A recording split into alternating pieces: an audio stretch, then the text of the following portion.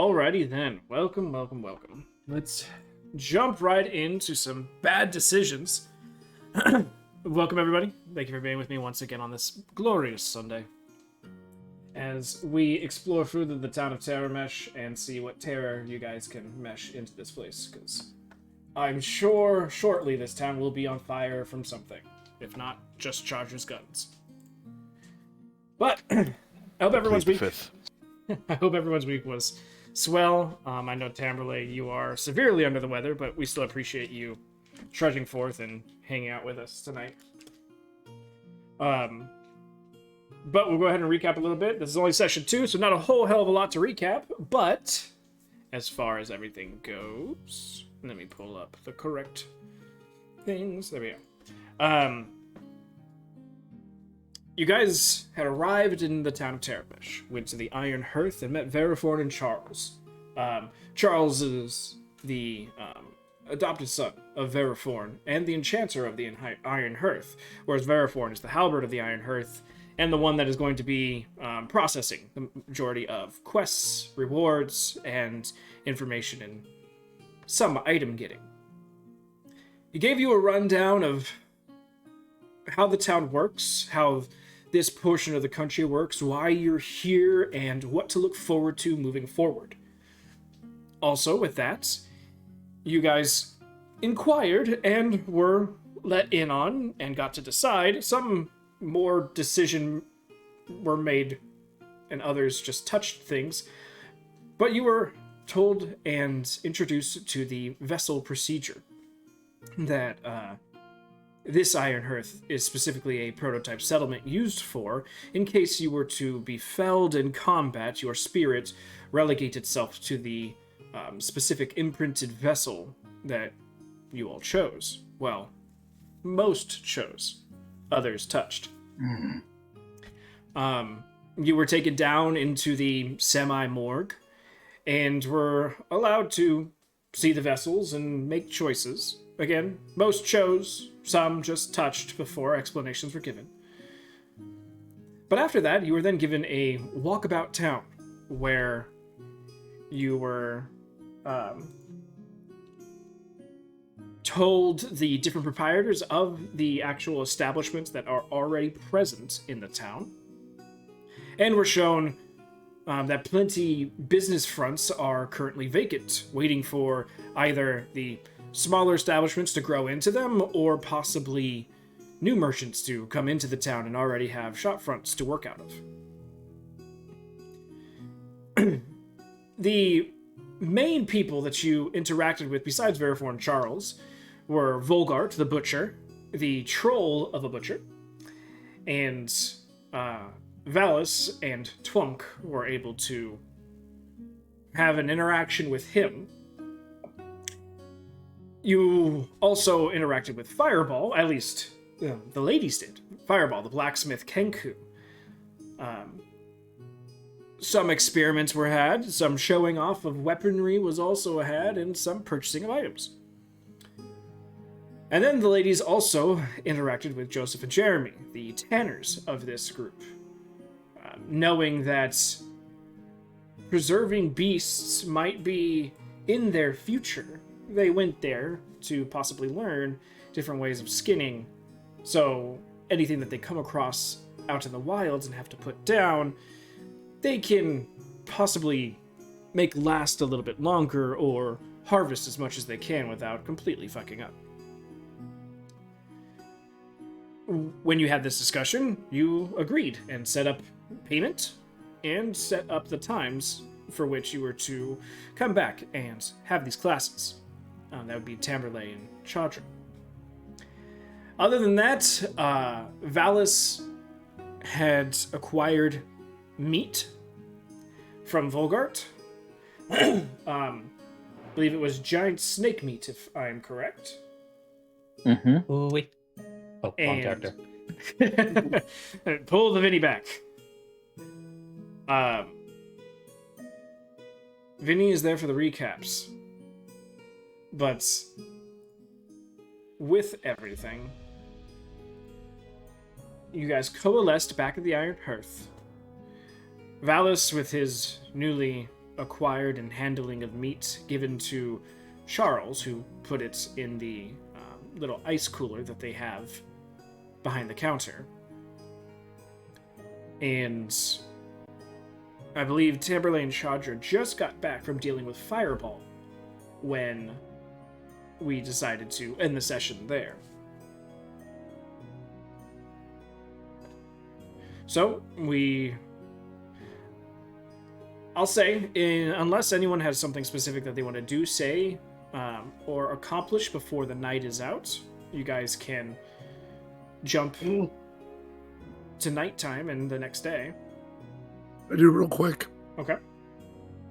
I will walk up to Valis and pull out the arrow that I got from Fireball. The iron arrow, okay. Yeah, and put it in front of him and say, this is all they got. Sorry. He picks it up and he's like, oh, it's heavy.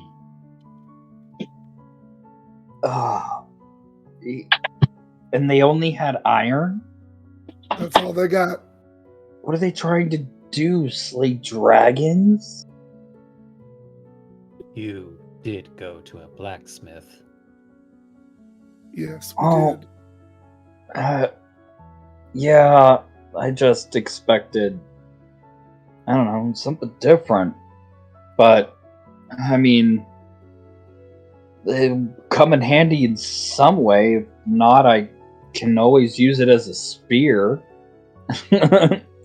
Very tiny spear, but he's like, I don't know, maybe I can put it to use. He goes, thank you, Tamberlane. And So you can, as far as your inventory goes, go ahead and add another section of arrows. Take the quantity down to 1, and then in the customized section, you can do weight, because these are 1 pound apiece arrows. 1 pound piece. Okay. But it'll fit in your quiver just fine. This is more of just separating it from your regular arrows. Right.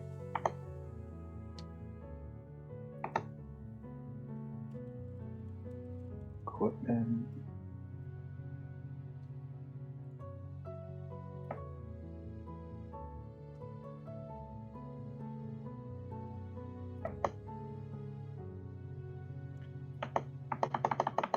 So other than that, anything else anyone might want to accomplish before the night? Nope. All right. Nope. I'm good. And you all watch him from here. Okay. Yeah, so we can keep an eye on him. Then I'm taking my break, and he just climbs up the hearth building. I feel like Twonk's gonna quickly turn into a chain smoker.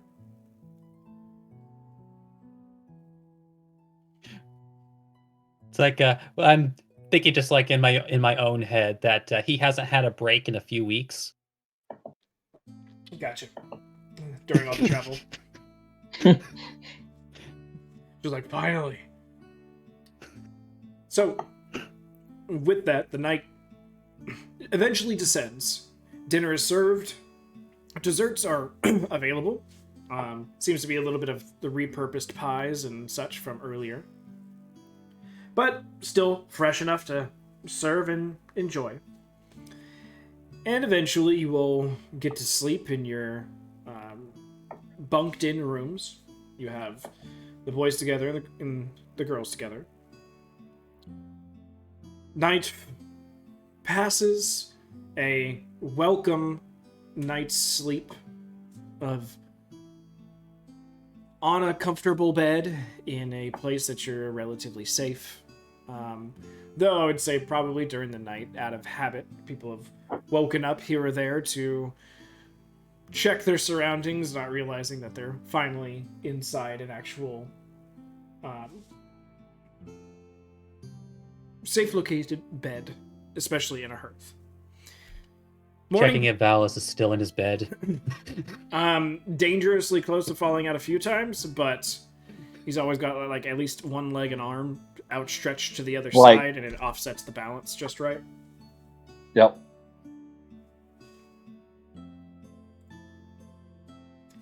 So It's good that this place doesn't rock.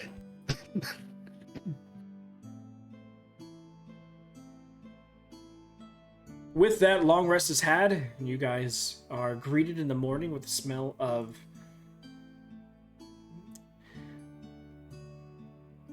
sizzling meats and fresh bread smells. Definitely a welcome difference from the last few weeks of travel. Time is it? So you guys got to bed early enough, so you'd be waking pretty early as well. 7:30. Oh shit. I wake Chadra up. We gotta go. Lessons at 8. Oh, okay. Yes. Chandra is going to roll out of bed very sleepily and start gathering her things. Sassy, your audio input I think changed. Motherfuck. We'll run downstairs and grab us some food to go. All right. You run downstairs and see an interesting sight. Food outstretched upon 2 tables in the middle. And there are these mugs that each themselves hold about 5 to 6 pieces of what looks to be like a candied bacon. You have pancakes, waffles. You have, let me see here, large cuts of ham, as well as a few cuts of some breakfast steaks.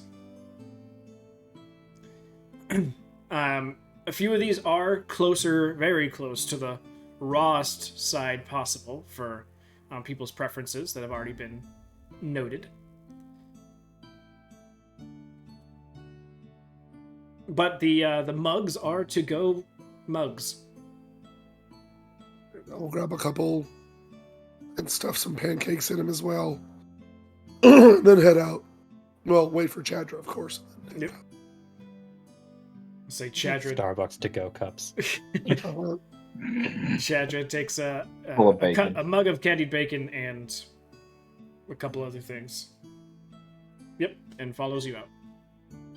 Terribly runs out with a piece of toast in her mouth. Mm-hmm. I was going to use the pancakes to make a sandwich out of the bacon. There you go. Valis, when he wakes up, is he's gonna gear up. Not take his backpack, but he's gonna, take all of his gear, his bow and everything. And he's gonna head down to, Roger that. but he's gonna sneak out. He's not gonna try to disturb, even though I think Valis took top bunk, right?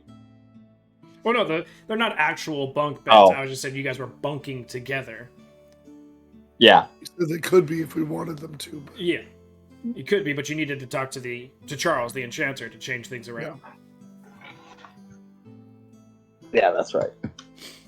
If you wanted more room for activities. But yeah, he's gonna try to sneak out. All right, go ahead and roll me a stealth check.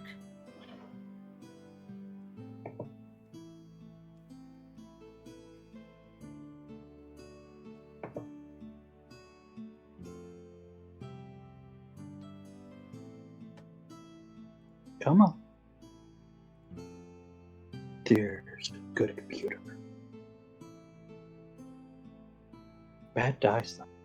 We sit there waiting with them to sit. Patient.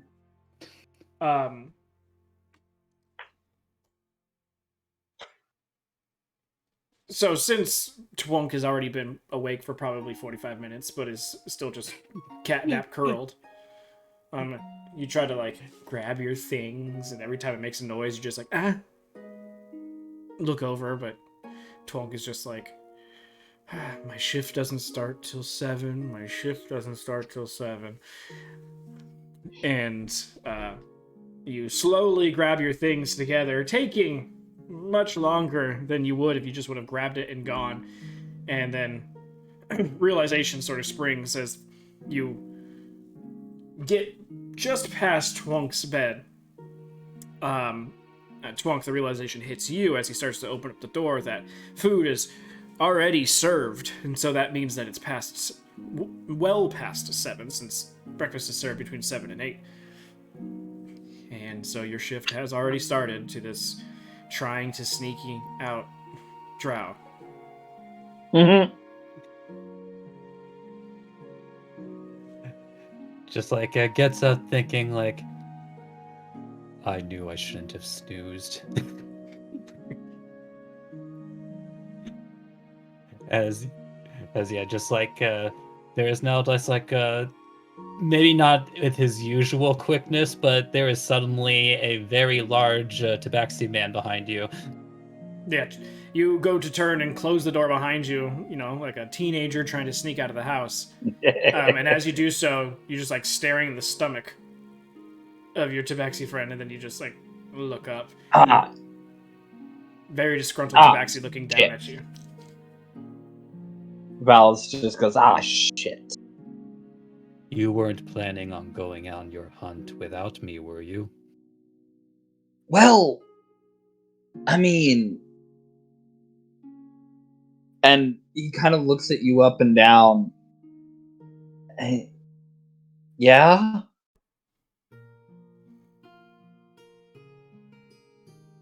Wordlessly just shakes his head in front of you.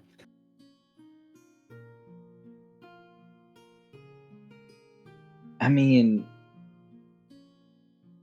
if you're ready, I mean, you can come along. I am always ready. If you'll recall, he does not carry much on him. No, he doesn't. He's like, oh, yay.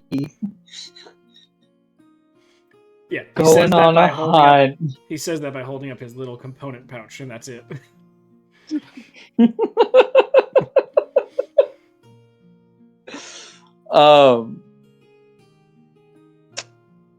But the smell of breakfast is wafting up to you all. I head down for one of those mugs of candied bacon and Muggs cuts a breakfast steak and ham, pancakes, waffles, and syrup. All plattered out. Yeah, just the bacon. Okay. Actually, Twunk is going to attempt to grab you. Okay. Let's go make a acrobatics or athletics just to grab him real quick.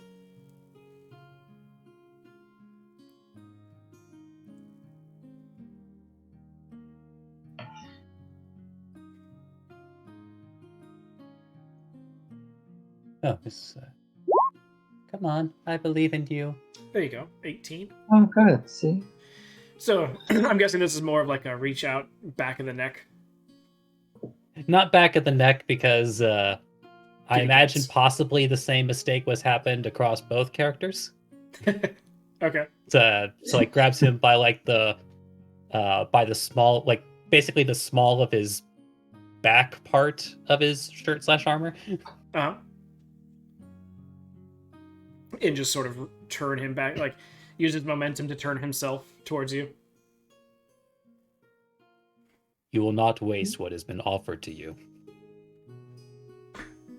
And just like sits you down at the table. But it's like, but we're wasting time.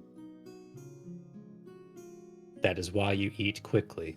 As he sits down himself and, just as he said, starts eating quickly. I like hold up my mug my to-go mug of candied bacon. I pick one out and I go, I can eat and move. Nom nom nom nom. And yet you were about to walk out without any of it. And then just kind of like narrows his eyes at you. I.e., cut through the bullshit. Valis, holding up his mug of candied bacon, just goes, I got the mug of bacon.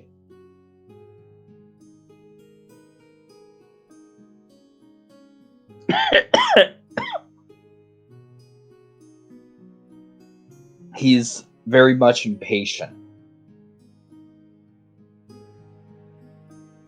You would know by hanging out with Twonk that this is more of a ritualistic habit of his to make sure that basically, if it's on your plate, you make sure you eat all of it.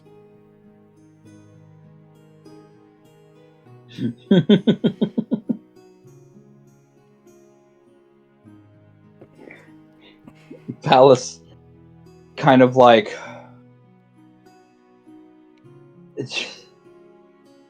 how much do I need to eat?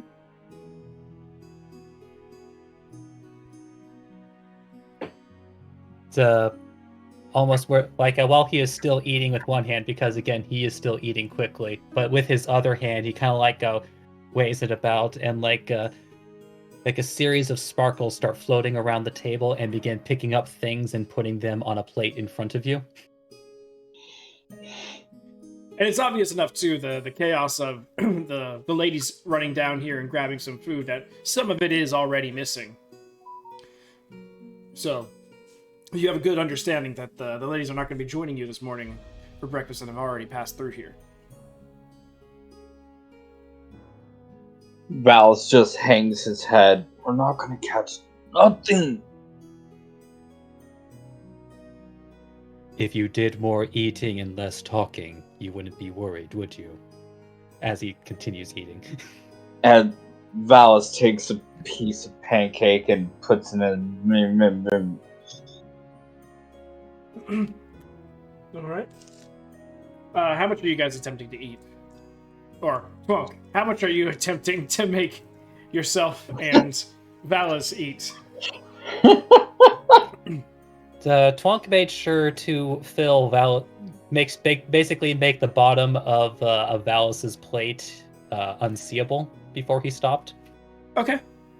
So we'll say about, if we had to compare it to IHOPs, 4 or 5 Grand Slams? So about 5, because you have to like feed those. Well, I'd say growing boy muscles, but I guess he's technically over a century old. So growing boy. All right. Oh god. Valis, go ahead and give me a. Actually, both of you guys give me con saves. Yay. Oh, con save. Yay.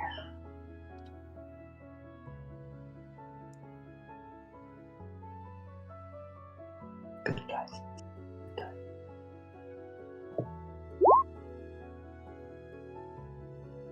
19. Not too shabby. Luckily, Twonk has been doing this to you for a while now, so your stomach doesn't immediately rupture. And though the last few bites are definitely more willpower than room, you eventually are able to finish your meals and satisfiably have emaciated most of the plates here. And just towards the end of you guys getting the willpower and courage to stand up after this meal, Veriforn comes down. And in his full regalia of armor, kind of stops and sees, good morning. Looks down at the plates. Morning. looks down at the plates, looks up at you guys, looks around the corner at Charles, who's been standing there this entire time behind the bar with just this sort of open gaped mouth expression. And Charles, I told you to put together a feast for this morning, as we're about to have guests. And Charles goes, I did. They just kept going. I've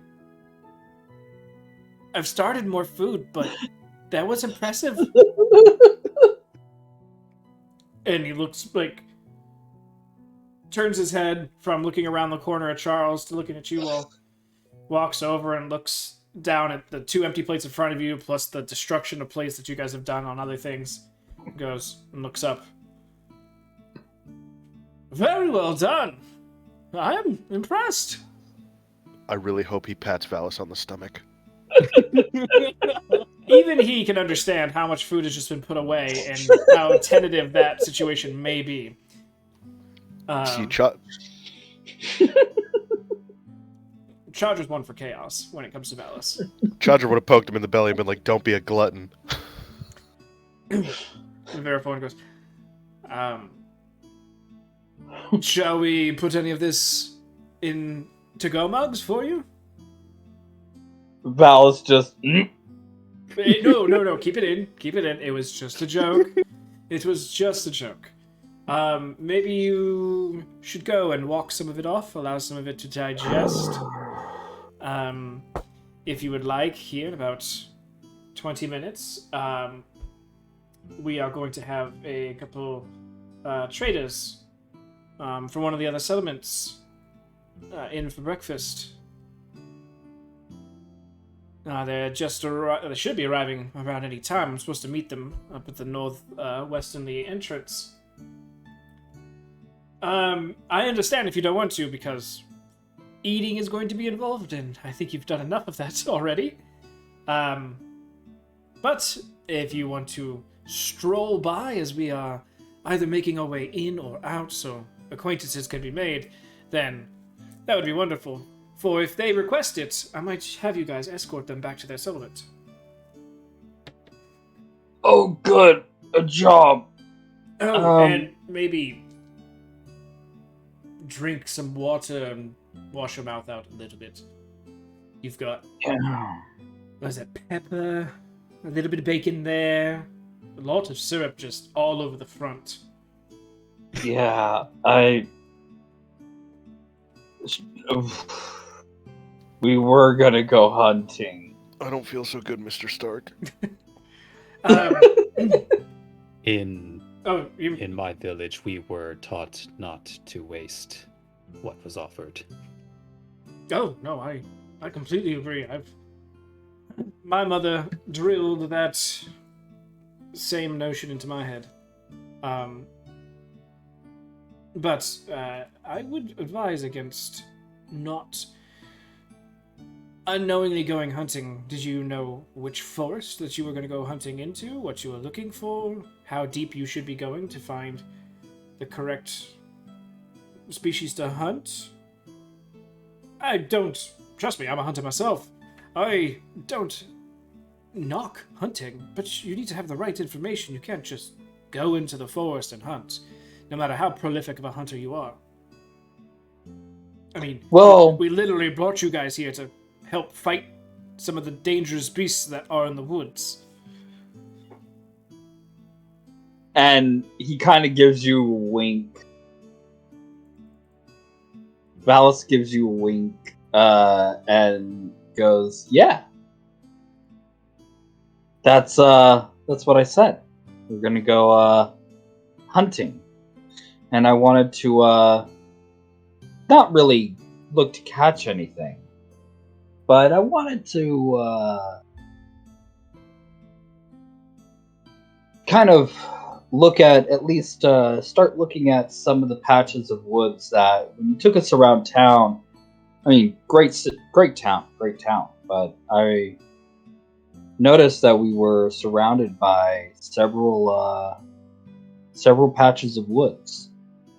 Correct. And like I said, when I was showing you, as the town's gotten bigger, the beasts have moved away from the forests that are directly around the town. So the only thing that you're going to find in these nearby forests are small critters that are recruiting themselves towards the town for safety. Squirrels, chipmunks, the occasional fox maybe, but that's about as large of a creature that you'll find in the directly nearby forests, unless we're under attack, of course. Yeah, well, I wanted to just explore, just to gauge the situation. I know probably not the smartest idea, but I figured if I were to find a pair of tracks or something, that at least might be a early warning sign. Maybe having some scouts scouting through the woods. I was just gonna take a look myself and kind of see what just what signs I could see. Sometimes Proactivity is definitely not squandered here. I love the idea and the thought process behind it. It's just with the type of creatures that are out there, if you are to do so, I would say doing so as an entire group is the best option. Though I don't knock what you and you, pointing to Tonk, could offer in the way of a fight. There's also a reason why we put the groups at a minimum amount of individuals.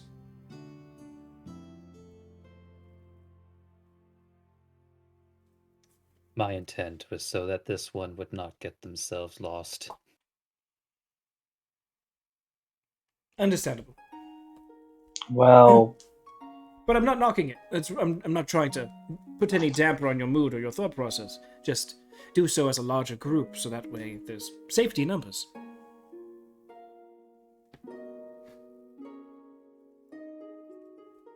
he goes, the sister's boomstick. Is that a... He looks towards Twunk like...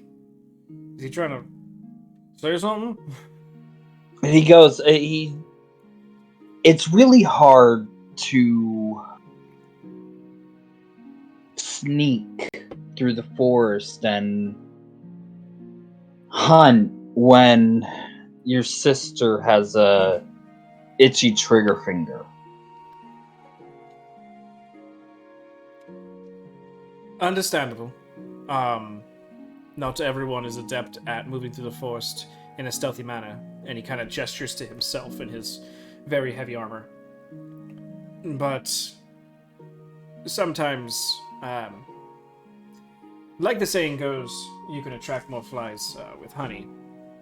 You sometimes can attract more beasts with noise than you would be able to sneak up on them.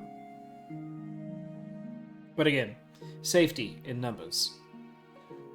Safety in numbers, Valis repeats back. I would say, Okay. once you finish a few of tasks that I've granted you, and I can get a handle on the potential that you offer, then I would be more comfortable with you doing solo or pairings of scouting in the woods. But for now,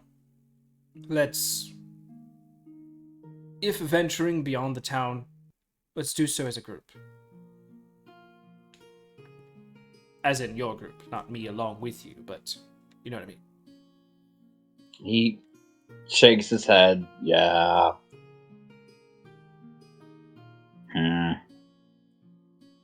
But with that, I have some traitors to go and see. And Charles, you know, as he just kind of like gestures with his hands over the half-destroyed plates of food. And Charles, yeah, I got it, and kind of runs over and starts to magically move the plates back to the behind the bar. So, ladies,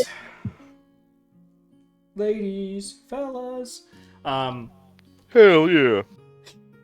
you get to the tannery. You guys woke up at 7:30, saying getting all your stuff and getting food, 7:45, and tannery is a 2-minute walk away, so you're 10 minutes early. It's currently not open. Chandra would have it no other way. Understandable. But you guys are outside like a couple of people at a Black Friday sale, munching away, waiting for the shop to open. Breathing. Yeah, we'll sit down, eat our breakfast a little bit. I'll probably pull out one of my notebooks and start writing in it. Alright. And a few minutes before they're supposed to open, Jeremy unlocks the door and opens it up and goes, "Oh, you guys are already here. Please come inside." Thank you. Inside there are 2 heifers. Already dead. And Joseph is currently, he's got a large apron on and is sharpening knives. "Oh, wonderful, you're already here. It's great. I love poignant people being on time. So, if I remember correctly, you, miss," pointing to Tamperley, "are going to be the one that's a little bit more hands-on today. And you, towards Chandra, are going to be more observant." She holds up her notebook and pen? Pencil? Quill. Quill? Ink and quill. Alright, wonderful. So, in this regards, Tamperley, correct? Mhm. You're going to be with me, and Chandra, you're going to be Yes. with Jeremy. He's going to be your hands as we do this side by side. Okay. So that way you're not overlooking us and possibly not seeing everything that you need to see. He'd be able to do everything as I'm explaining it, and you have a front row view. So, over the next hour, I need either one of two. So, Chandra, obviously an intelligence check. Since you're not actually tactilely doing anything, it's going to be intelligence. Tamberley, you can do intelligence or dexterity. Next sleight of hand. These are just ability scores.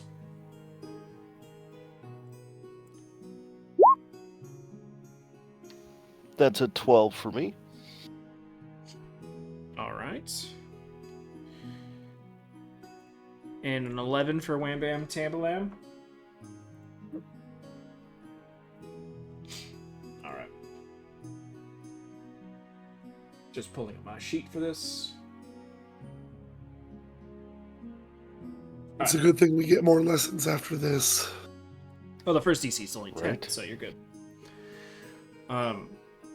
The main thing that they focus on this time is what each knife does, how to hold the knife when doing things, and where for most beasts to make your first major incisions, how deep to push, how hard to pull the knife, drag the knife across, all the slightly more mundane dexterous stuff, and then the initial portions of the skinning. You both succeed and grasp everything needed for this first time around, and you both, as part of your purchase price of getting into this, you both receive a set of skinning knives. Nice. I don't think there's actually those items in D&D. I'll just add them to. I'll add them to other possessions. Yeah, they would altogether weigh 5 pounds. I'll end up making a set.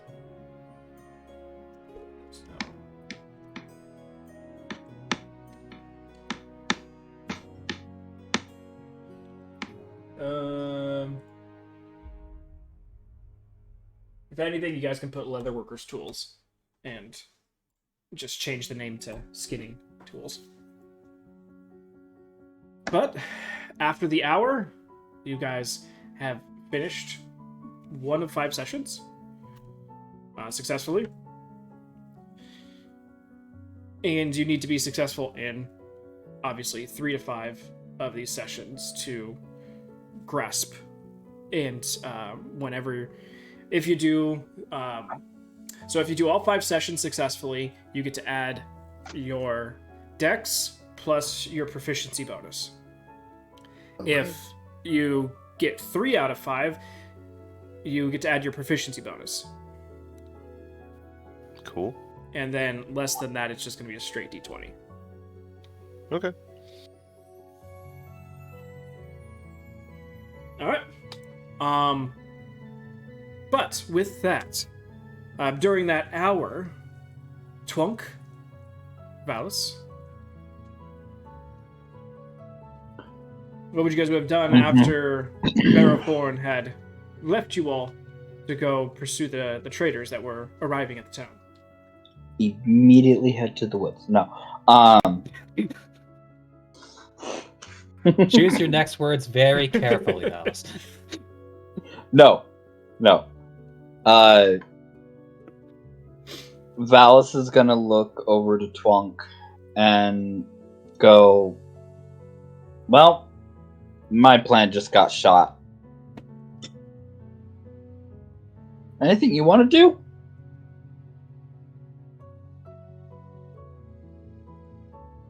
There are a lot of things I wish I could do. Well, since you're gonna be my, and he pauses, thinks for a moment. My chaperone.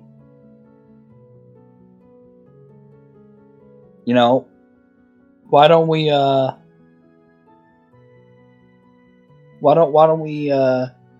do something you want to do?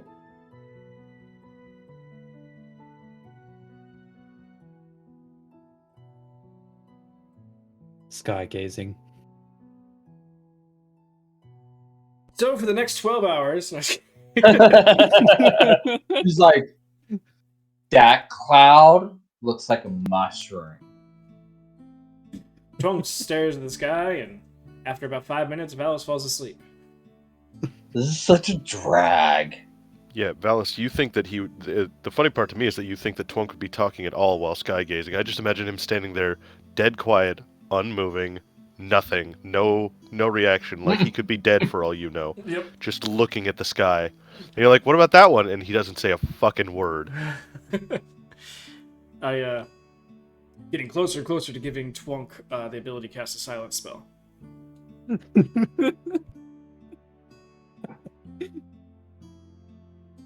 The modified one, so that way Valis can still hear himself.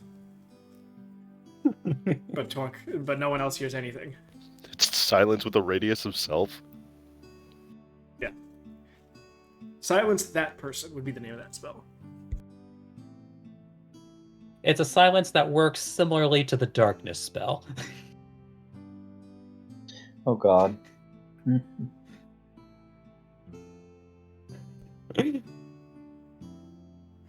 But yeah, if you acquiesce to that, like the moment that he steps out the hearth, it's like Twunk is looking for what would be the I guess the tallest building with the flattest roof. Okay. Flattest roof is the hardest thing because all these roofs are, because this place does get snowfall in the winter, so all the roofs are pretty pointy. But the Iron Hearth would be the tallest building. It's more out of concern for Valis specifically. Gotcha. Tallest roof, Iron Hearth, hands down. And it just like looks over to Valis. We climb. Then we climb. All right, acrobatics. Advantage for you, Twunk. Oh, you have a climbing speed, so never mind. You're good. I have a climbing speed, and I also have a pair of gloves that give me a +5 to the check anyway. Yeah, you don't have to worry about it.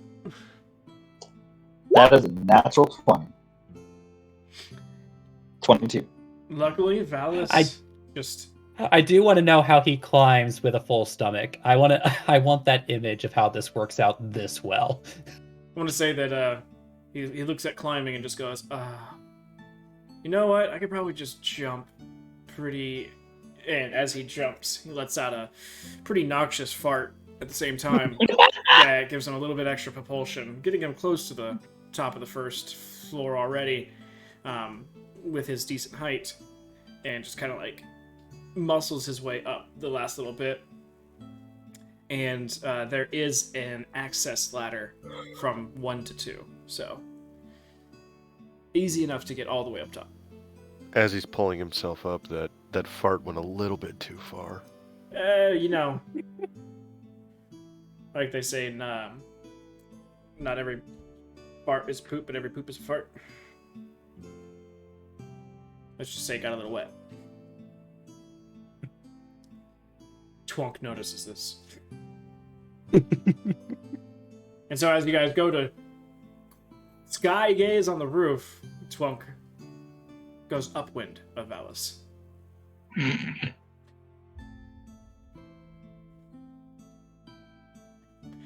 But you guys can relegate yourselves to up here as long as you'd like. Or as long as Valis can hang on. Ladies, your session is ended. And with knives in equipment in your backpacks, knowledge gained, Joseph and Jeremy will move the leftover carcasses to the back room to be completely taken care of as far as skinning goes before handing off the meat to Volgarts and instructing you all that that you guys will be working on the next time that you come in. It's not going to be cows this time. They're just using larger creatures to make these initial cuts because there's more room to mess up if it happened, but you guys didn't. And they'll be working on something much smaller next time if you guys wanted to schedule that now. See you tomorrow. Tomorrow, same time? Yeah, same time tomorrow. Might as well. All right. Same time tomorrow it is. And with that, you guys are free. Wouldn't it be hilarious if they wanted an escort the next day? Oh, no. Well, if they did, we would just let the tannery know.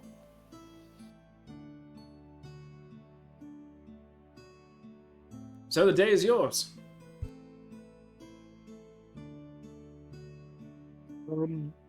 Does the Iron Hearth have a front patio? Or something like that. Yeah, it's got an overhang, but there's like no tables or chairs or anything. It's got the 4 pillars that hold up the front porch-esque area. There's a porch, though. Yeah. Before we get to the hearth, I would have wanted to stop by the carpenter's, Cass and Idrim, to show them the plans for the workbench, so that I can get their input as well as the blacksmith. Okay. So, doop-a-doop-a-boo. Carpenter. Person that you would be talking to would be Cass. Roger. She has shoulder-length blonde hair that is currently slightly braided at the end, just to keep it out of the way.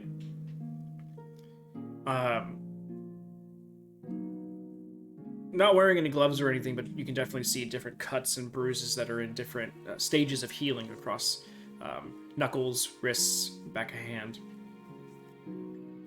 Currently dealing with a decently large log as she's measuring and putting guidelines down for cutting and chopping next. You guys come in. Oh, hello. You all are new? Oh yeah, we didn't stop by the carpenter, did we? No, you guys didn't go we in. just walked by. Oh. How can I help you? My name's Cass. Yes, pleased to meet you. I'm Chadra. And this is my friend Tamberley. Wonderful to meet you both. What can I do for you? Yes, we are new to town, as you know. We are with the Iron Hearth. I was speaking with Fireball over at the blacksmith shop, and he pointed us in your direction for some help with, and I'm going to pull out the plans for the table and say, the construction of this. Fireball did he? Well, He did, I believe, right? Or am I remembering incorrectly? It's me. Oh yeah, never mind. It was Tamberley who suggested we talk to you. Okay. Well, in that case, can you explain these diagrams to me? Yeah, and I'll explain it however it was that you had envisioned it, because we hadn't really talked about it too much, but I'm assuming, nice sturdy workbench. You got to think it's like a reloading bench. Yeah, and so you're going to be different. doing some like, alchemical probably- stuff to it. Yeah, a nice sturdy worktop, probably like non-permeable type thing. Mhm. Easy to maintain, easy to clean. Probably stands, clamps, weight fixtures, things of that nature. So with with her, obviously, she's just making the actual bench for you. And the way I would give her the general dimensions of the wooden frame. Yeah, and telling her the non-permeableness and the fact that it needs to be able to withstand possibly some caustic materials as well as maybe an explosion here or there. Maybe a little force and heat. Yeah. It's a very tempered wood. All right. Okay. Not the easiest thing to do, but we definitely have the ability to do it. It's just we're currently setting up for a house build.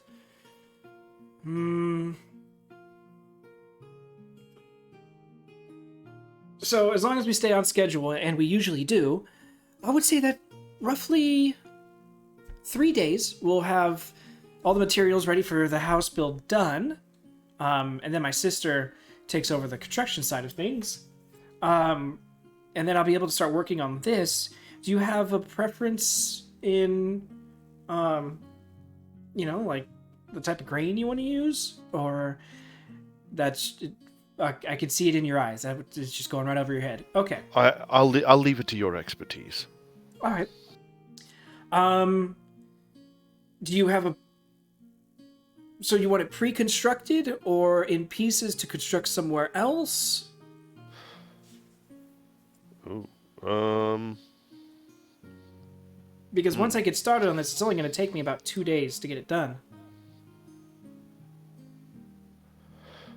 How big is this table? How big do you want this table to be? It's got to at least be a workbench-sized table that holds your gun. So, eventually, if you wanted to be able to hold the bolt action, so we're talking 50 cal length. Yeah. Well. Plus all the accoutrement of the reloading stuff, the clamps, the... I would probably say we'd want to do it as a kit so that we can assemble it and disassemble it in case we wind up moving out of the hearth. Okay, I can set that up. Makes it a little bit heavier, but adding the ability to break it down is definitely much more of a time saver when that happens rather than trying to move things.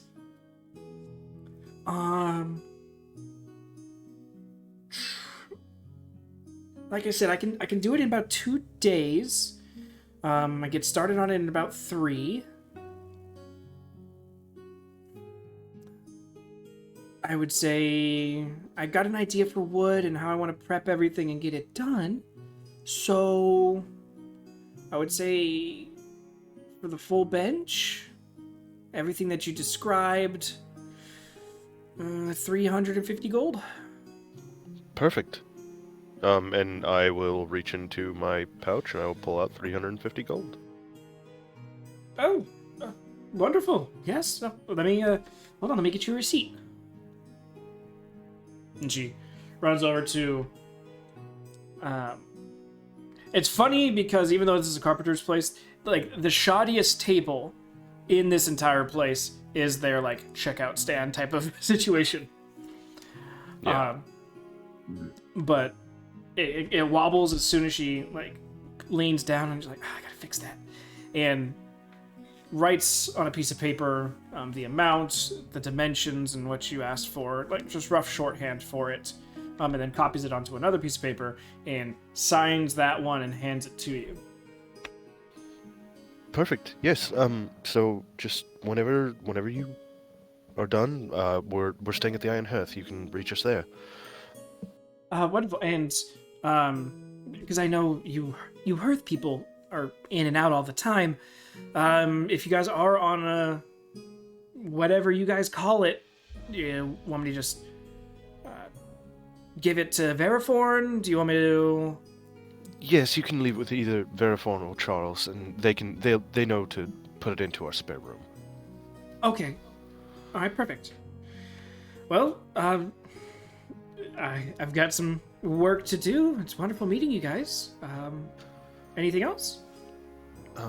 Not at this moment, but it was a pleasure. Thank you. Thank you, and I'll get to you once this is finished. All right, and then we'll walk out.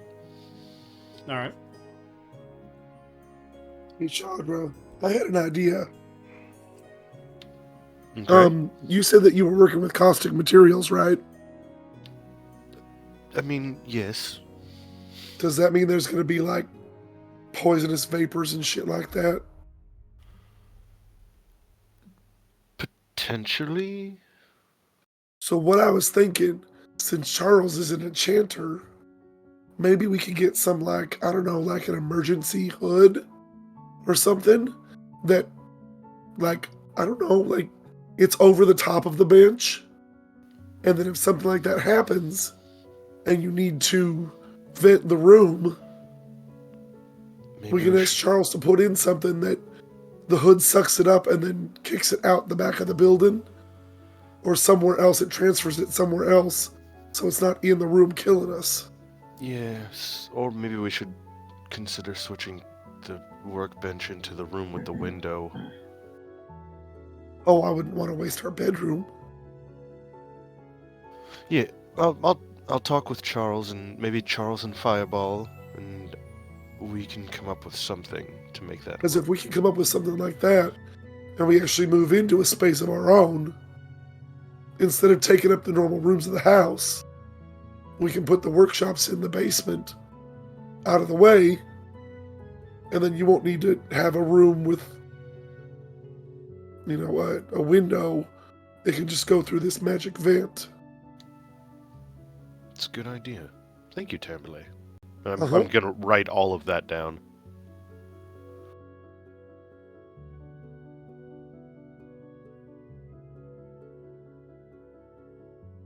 Charge's next merchant that she wants to bring in here is possibly someone who sells notebooks.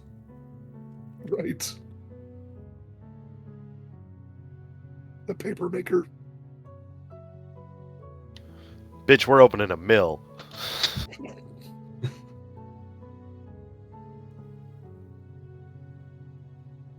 So with that, bench initial stages are put into order.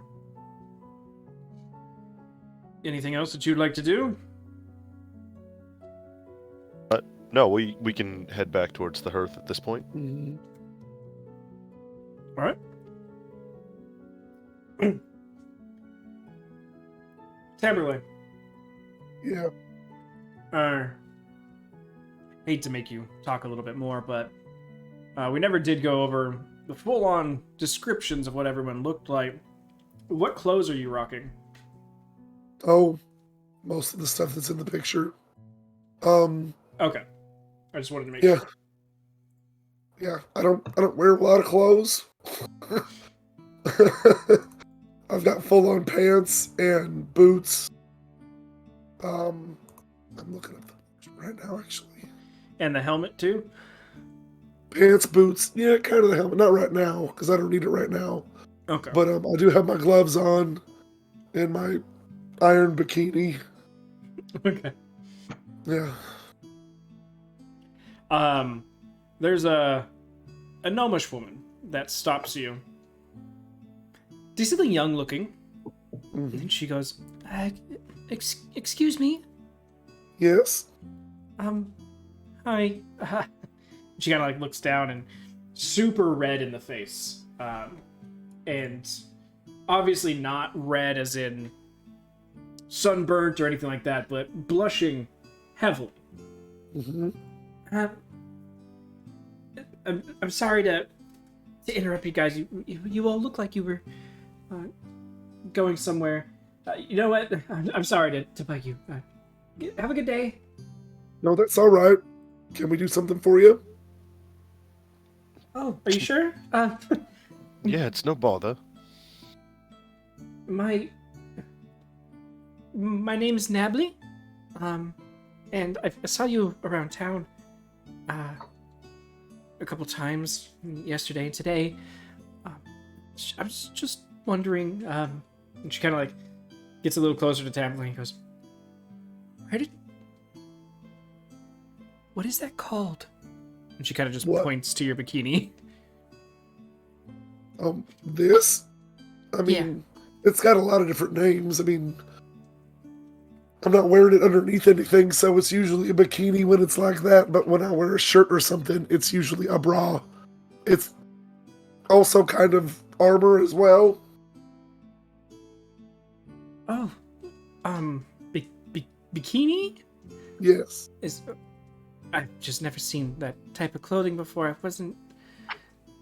Does it have a specific significance or anything? No. It's just non-restrictive, since I do not need to wear armor when I fight. It just makes it easier for me to move around. Oh. Okay. Keeps everything in place, you know. Yeah, I can understand that.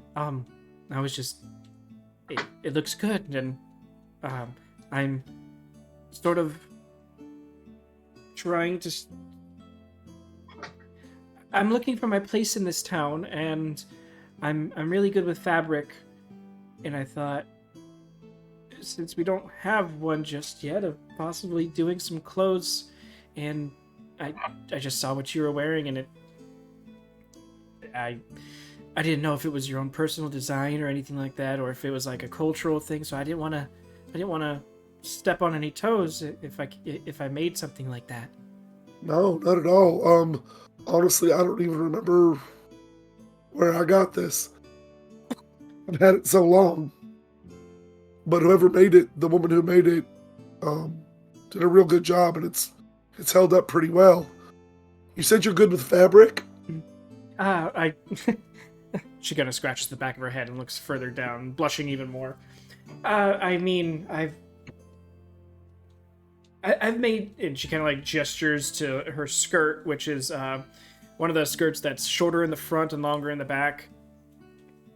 And she, well, like I've made some things like this here, and a couple things that some people they tend to like and request more things from me. So, just sort of got mentally blocked with possible new things to make until I saw that. And Well, I actually had an idea of something. Excuse me. Come back to me. no problem. And it turns to Chandra. Do they make these bikini things for women of your size too? Oh, I wouldn't know. It's, very much not my style of clothing. Oh no, I completely understand. I just was wondering if this was, again, just she kind of gestures to her height and Tamberlay's height. Would you say like where we come from? Because we're not from this continent, right? Correct. But would you say like is Tamberlay the only person I've ever seen wear a bikini? No. Okay. So I would no, from where we come from, it's fairly common, this type of clothing.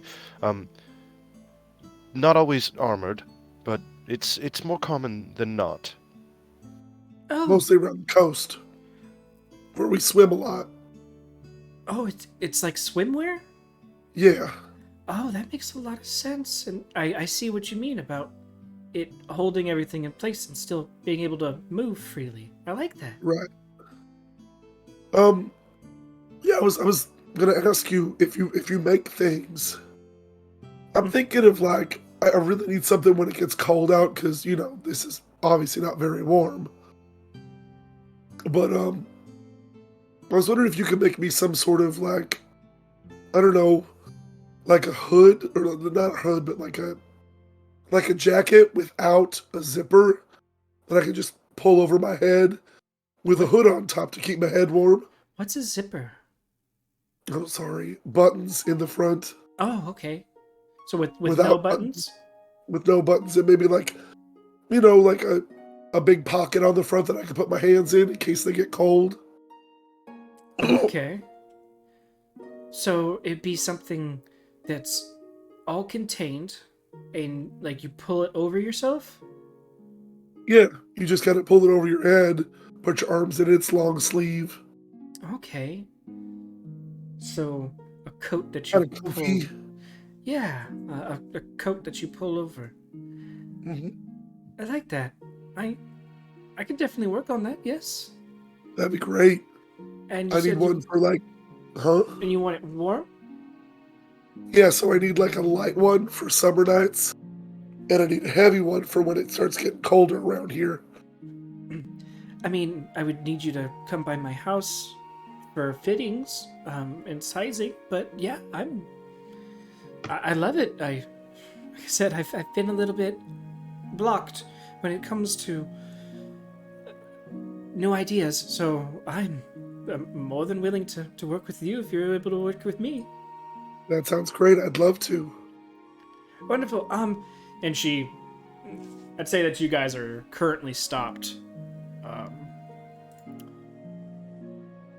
Because you were gonna head back to the hearse, so she stopped you right Mhm. about there. Okay. And then she points down to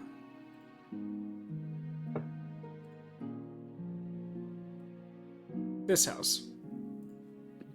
I thought that was the construction place. Yeah, that's the Okay. construct. I was saying you guys were heading back to the hearth, so All right. you just would have, taken. And what was her name again? It is Nably, Nabby. Oh, we didn't even ask her. God, I'm sorry. She told us. She Oh, said it okay. right. She hasn't asked for your Yeah. guys' name yet. So NAB. BLY. If anything, she's the rude one. Yeah, that's my place right there. Feel free to whenever you're ready, and I would say maybe for the first one, you can either find the hides or maybe talk to the tanners or the leather workers and find the exact thing that you want it made out of. Right. And then bring it by, and if as long as you're paying for the materials, I won't charge for any of the construction as long as I can reuse the design later. Horse. My name's Tamberlay, by the way. I'm sorry we didn't get introduced. No, It's my friend Chadra. it's wonderful. And she just wrings your hand very excitedly, and Yes, my name's Chandra. and not as excitedly shakes your hand, but that's more of her inciting that you're not a social butterfly. And she goes, "It's wonderful to meet you guys. I'm excited for the first time in a while. Yeah. So if you get the material, come by. I'll size you up and I'll get started on it." All right. Yeah, as soon as I heard that there are going to be traders coming in about 3 days. 2-3 days. I think that's what Bellaforth said, so. Or Veriforn. Veriforn, yeah. Oh, awesome. Yeah. I'm not sure if they're gonna have any of the super thick hides right now. Any, because I know you said you wanted one for summer and one for winter. Right. So you'll probably be able to make the summer one first, and at least then I'll have the design. So by the time you guys find the appropriate furs and such for the winter one, then I can make it later. But That sounds perfect, and maybe we'll have gone on enough missions that we'll have our own furs. We'll see. yeah, that's wonderful. Again, I really appreciate you guys talking with me and staring down at the ground again. I don't do the best when it comes to meeting people for the first time, so thank you for all your guys' help, and hopefully soon you'll be seeing more of these bikinis around town. You're gonna That will totally be make this. You're gonna make this town just Long Beach. Oh my god. Yeah, it's new local tourist trap, huh? Right. All the women wear nothing but bikinis. Taberley slowly but surely getting ready to start that brothel. Right. I'm working on it. I want that 2-story house across the street from the blacksmith. So with that, she's just gonna kind of like run away and then realize she was rude and just wave bye and then keep running back home. Well, the town was called Terrumesh. Now it's called Hooters. Is it a colony of owlins? Well, not quite. No. Well, that was I interesting. mean, large breasts are certainly involved. Yes.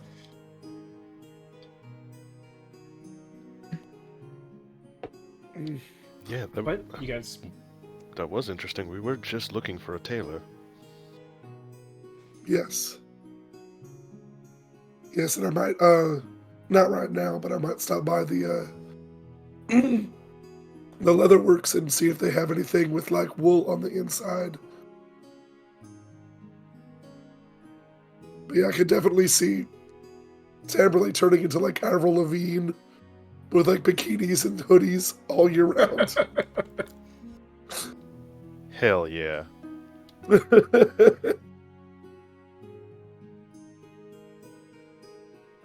Yeah, we'll make our way back. back to the hearth it is. Once we get back, I'm gonna deposit the stuff into our room. I'm gonna grab a chair and I'm gonna sit out on the front porch and relax in the sun. Go ahead and give me a perception check before that happened. Both of us? Yeah. Thinking about that suntan. Jojo, as you guys start making your way to the hearth, Taberley a little bit more focused and looking dead ahead, you can't help but look all around. And as you do so, you see something interesting on the top of the iron hearth. Some familiar, interesting things up there. Couple of strange things affixed to the roof. Do I see Valis? Yep. Is he asleep? Not yet. Okay. I was gonna say, what can I roll for that? Mainly because every time he starts to fall asleep, he starts sliding down. I just imagine that wouldn't have stopped Either him. that, yeah. Either that, or he's just sitting there the whole time.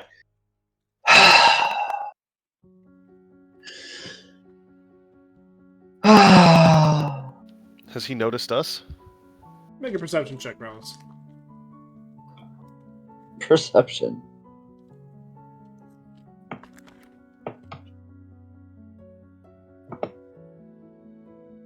Normal? Or... Yeah. Okay.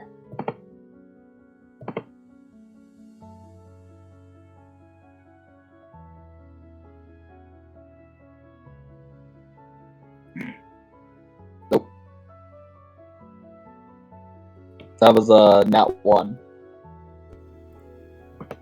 Okay. So, Valis, you were laying down and watching the sky with Twunk for a bit.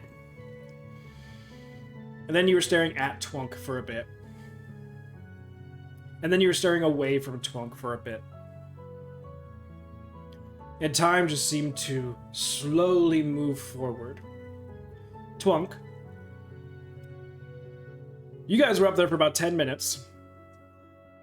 And in that amount of time, Valis had stared up, stared at you, stared away, spun to be upside down a little bit, was looking at the different tiling used for the roof here, found a bug, played with the bug flew away, Valis was sad. Valis told you that there was a bug and that it flew away and that he was sad. This is all actually very accurate. Very accurate. And then Valis went and sat at the tip of the roof and practiced his balance. Almost fell a few times. And then slightly moved towards the edge with his head hanging over the edge, just looking at all the people. Told you that everyone looks like ants from here about 7 or 8 times already. And you are just woo-sawing the fuck out of yourself on the inside, Twunk. How close to the edge is he? I'm getting to that. Perfect. So, I probably would have found something to make some annoying sound or something. Oh yeah, you found a squeaky tile, and you're just rocking on it. Yeah.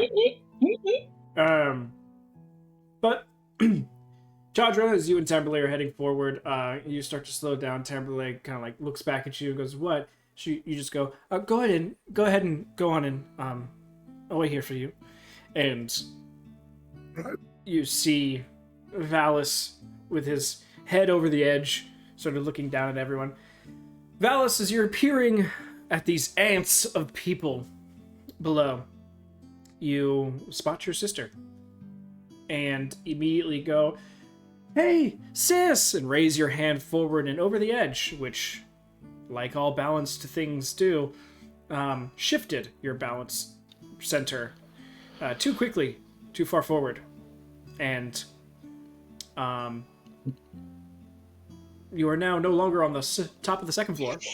How far away is he? Top of the roof's about 35, 40 feet up. So do I notice that? Do I see as he's falling over the edge like an idiot? And he's about Perfect. to hit the top of the first floor roof. Right when I see him starting to do that teetering, lost his balance, because I'm sure that I would have seen him, and I'm like, oh god, no, he's gonna there's fall. no teetering. He literally salutes with his hand out, and he just immediately starts going over the edge. Awesome. The instant he starts going over the edge, I'm casting darkness. Perfect. So, in the middle of the town, all of a sudden, this giant orb of black darkness appears above the iron hearth. And Valis, you just go into it. And then Oh yay! you meet the roof of the first floor. Oh, it's centered on Valis, by the way. Oh, perfect. So this orb of darkness falls with him. I don't think darkness moves. Is it darkness or silence that moves with? I know things like light can connect to an item. Yeah, specifically, if you put it in a location, it does not move. But if you attach it to an object, then it moves with the object. Perfect. Then I would attach it to, I don't know, something. Valis' shirt. His hidden nipple ring. Got it. There. Yeah. So Valis, you make face to time Yay. contact with the roof of the first floor, taking 7 points of bludgeoning. Oh, super! Yay! And you are in complete darkness. I'm in complete darkness. I need you to said make 7? a dex save. Yeah, 7. Would that deck save be at disadvantage? I'm changing the DC on it because he's in darkness. Okay. Damn it! There's a very audible groan from the roof of the iron hearth. There's Yeah, and it's coming from the darkness. All Twunk heard was sister, and he thought, no longer my problem. Yeah, that Just- was an 8. Just like some businesses will say, if you fall on the job, you got fired before you hit the floor. So I'm so happy you rolled an 8. you hit the roof and ass over tea kettle as you no longer have any feeling or contact with that roof that you just hit. And you're now experiencing wind rushing once again as I fall. your face now meets the dirt below. As soon as I hear his body contact the ground, I'm gonna take away the darkness. 4 points of bludgeoning. Oh. And you're witness to Valis face down in the dirt with, you know what the scorpion pose is? I'm familiar. Yes. Yeah, he's in scorpion pose. With his, the tippy taps of his toesies touching the back of his head. I'm gonna walk over to him and I'm gonna be like, at least nobody saw you fall. And then I'm gonna walk inside.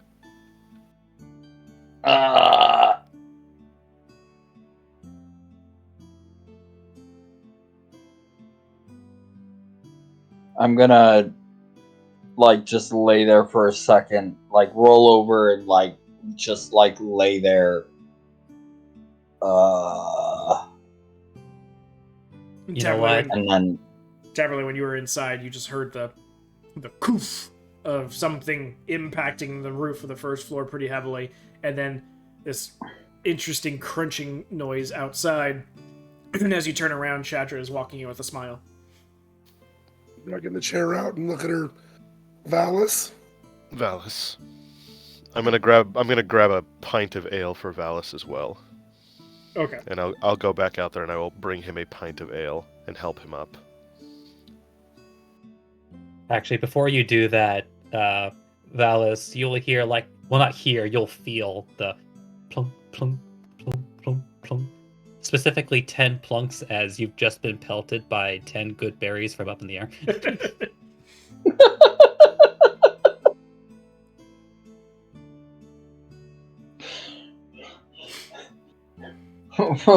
why with the berry? So 10 rabbit poops hit you in the back of the head, or different portions of your body, since your head is currently covered by your own feet. Yeah, well, I mean, probably when I turned over, I'm just laying there on my back, just as he's throwing the berries at me. No, not thrown. They were just dropped. Just dropped. Oh. If you look back on the roof, he's back to sky gazing again.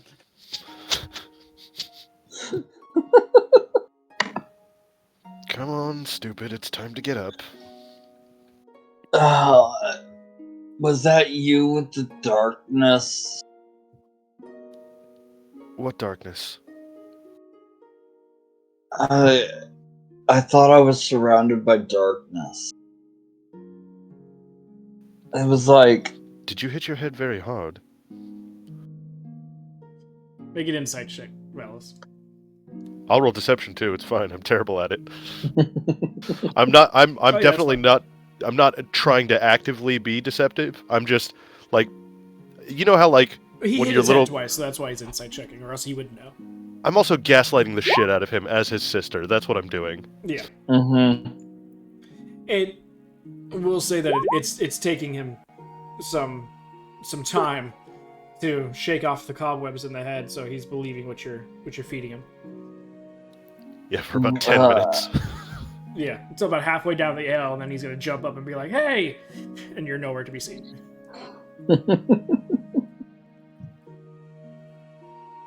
But yeah, I take the ale and thank you, sister. I don't know why I fell, but You fell because you were hanging over the edge and then you threw your weight in the direction of the not roof. I guess that's why we're not supposed to play on the roof. It learns.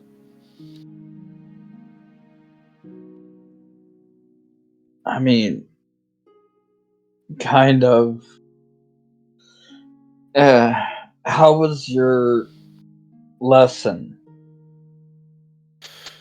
Really interesting. And I'm going to start recounting to him all of the information that they were giving to us, like the way that the muscles meet up together and the way that the sinews connect to the muscular tissue that's actually holding onto the skin, and the way that you would peel it away, the proper angles that they use for the adjusting of the blade with the knife, and just going into the real nitty-gritty details of it.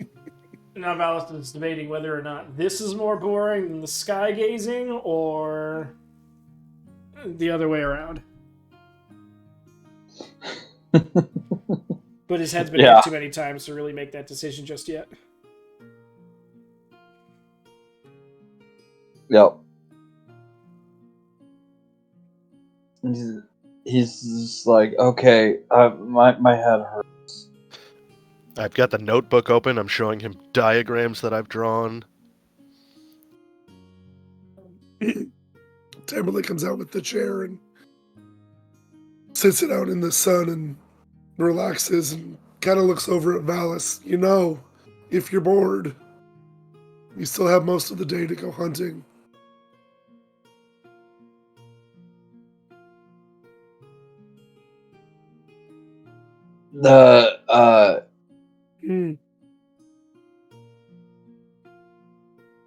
The big guy didn't want us to go hunting without a group.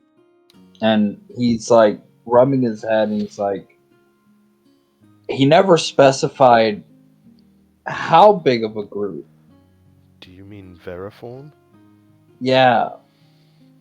Sorry, I forgot his name. Right. But you could at least scout out like the surrounding area without getting into trouble, I hope. Yeah, well, that's what I was trying to do, but From the roof. well, that was plan B. All about the Twunk, roof of Plan B. well, Well, definitely was the plan. Twunk wanted to do a little cloud watching. I said, hey, since he's going to be my, and he pauses, chaperone, then why not do something he wants to?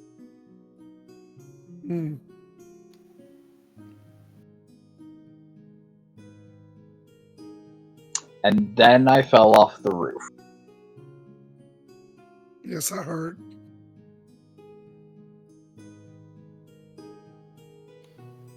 You didn't damage any of the tiles, did you?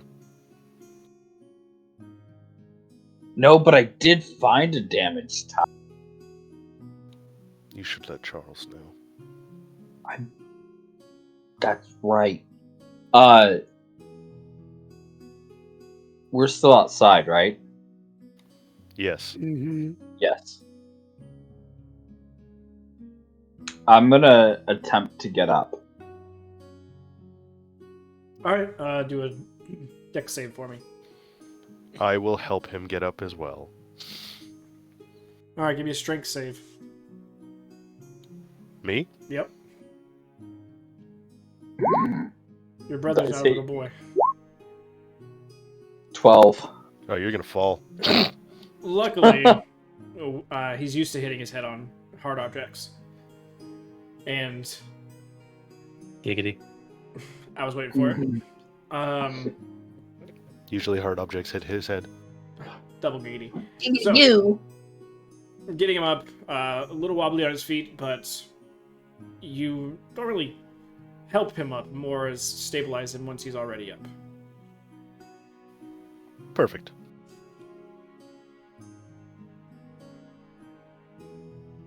So you're standing, And Valis. I'm gonna walk inside and tell Charles that there's a squeaky roof tile on the roof. Okay. You go in, find Charles. Yeah? Charles, I was just on the roof, and Oh, that was you. we're not gonna talk about it. But while I was up there, I noticed there was a squeaky tile up there. A little loose tile. Oh, hold on one second. I completely forgot. You need to take an extra d6 for that one. So an extra 4 points of damage. An extra 4 points. Yeah, Extra 4. because That means- the Iron Hearth is made out of metal. A total of 15. Oh. Total of 15. So when you hit that first floor roof, you cracked through the tile and met iron. Oh, yay. So you tell him that there's a squeaky tile on the Um, roof, and he goes, "Okay, well, thanks for letting me know. I'll get onto it right away." And he exits out the back. Oh, I didn't even tell him about the broken ones on the first floor. He's about to find out. He'll find out. Wait for it. Son of a bitch! Yeah, exactly.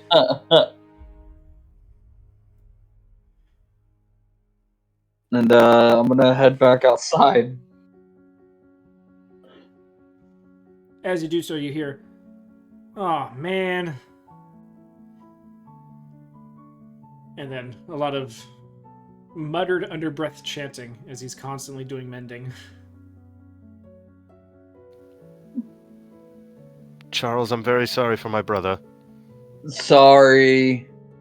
I'm clumsy. He's just, "What were you doing on the roof anyway?" What the you see, all quiet and sort of under his breath, but loud enough to hear if you're focusing. He finishes up and jumps down, and before he lands on the ground, he seems to levitate for a moment before softly going on the ground. "Let's just stay off the roof, please." Yeah, maybe. No. So, let's stay off the roof, please.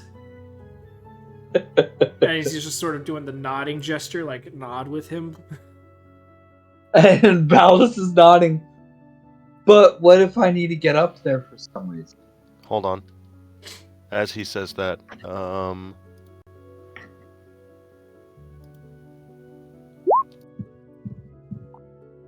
I think that That's hits. it's a crit. Yeah. Yeah. I was just doing an unarmed strike. I was gonna jab him in the ribs so that he gets the message, but evidently I went a little harder than I meant to. Almost damn near break a rib. Break a rib. No, you just... It's meant- just so since it's no dice, it's just double the damage. Yeah. Okay, so it'd be 4. So she went to clip you in your mid to lower back, and she ends up just kidney shotting you instead.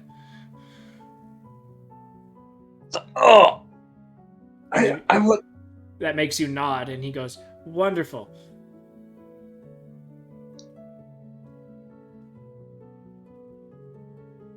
And Charles just Yeah, turns around well- and leaves. I didn't mean to hit you that hard, but it got the point. I'd say it was a point. 4 points if you want to be specific. Hey. Hey! Guys, it's It's just also like 4 early in point the landing. last campaign. Yeah. Ballas is dead from. Everybody just test their characters on Valis. I mean, it is quite a wonder that the first instance of damage wasn't from a creature. Traxa. I know it was from me last session, hitting him in the thigh. Oh, Corrective damage does seem to be this group's preferred damage. Yeah.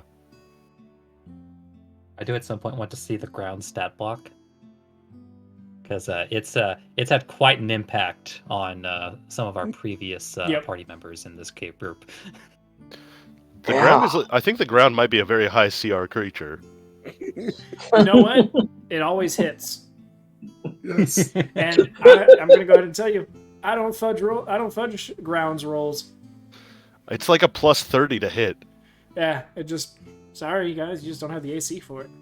It's like it's always just right there. That and its buddy gravity will fuck some people up. Yeah. Yeah, it's not a good time.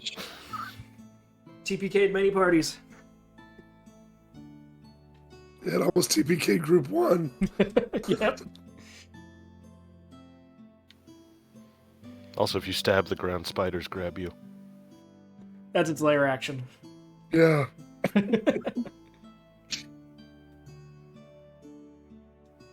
It's a legendary reaction that it takes when it's stabbed. But I will be setting myself outside for the afternoon. All right. Unless something comes up. All right. Actually, good.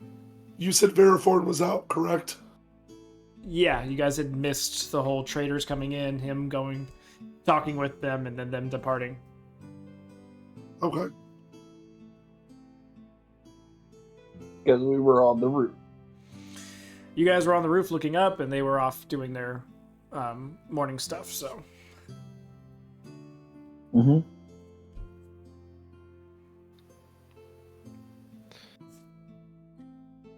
I'm gonna go in and I'll just talk to Charles about the rough idea of whether or not we'd be able to put in a potential ventilation system in the spare room. So they'll say that they can't enchant anything that would mess with the integrity of the place because of the iron hearth and how it's made. It does have that layer of iron. And unfortunately, that can't be manipulated. But Okay. what he can do is do the same enchantment that they have in the kitchen, because they obviously don't have a fume hood in the kitchen either. But they need a place for smoke to dissipate from. And so up at the very eave where the joist between the wall and the ceiling goes, there's that little gap that allows smoke to get up, get caught, and find its way outside. Perfect. So they can do something like that for that room. That would be fantastic. It's only a and- couple inches, but it's enough to get most I- fumes out. I said, oh, never mind.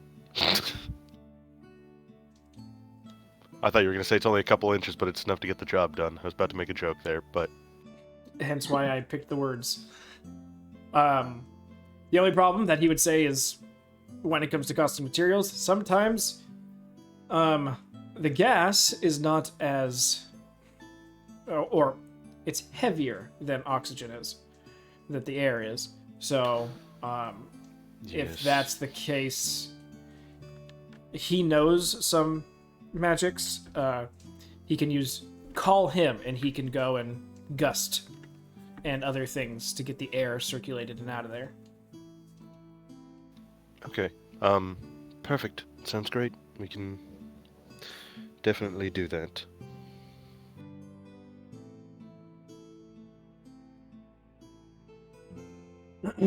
He says if you guys want to pay for it, he can end up enchanting a little item that basically like a floor fan. How much? You would say you would need to provide the item that you want enchanted, and let me check real quick. Just like a wand with gust of wind. That's all I need. Since it's a cantrip, it's not too difficult. You'd say it'd be about, since he has to work, it'd be about 4 days worth of work in his off time, and you'll say 50 gold. Oh, I can do that. Yeah, sure. All right.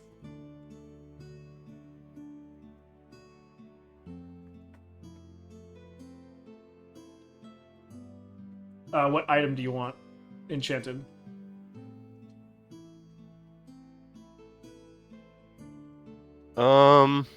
Or, I mean, you obviously don't have to do it now because you don't have the bench, but whenever you do, request that.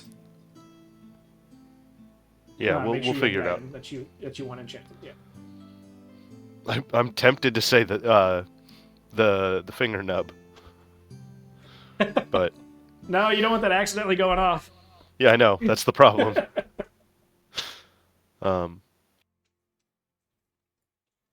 Yeah, I'll figure something out. Okay.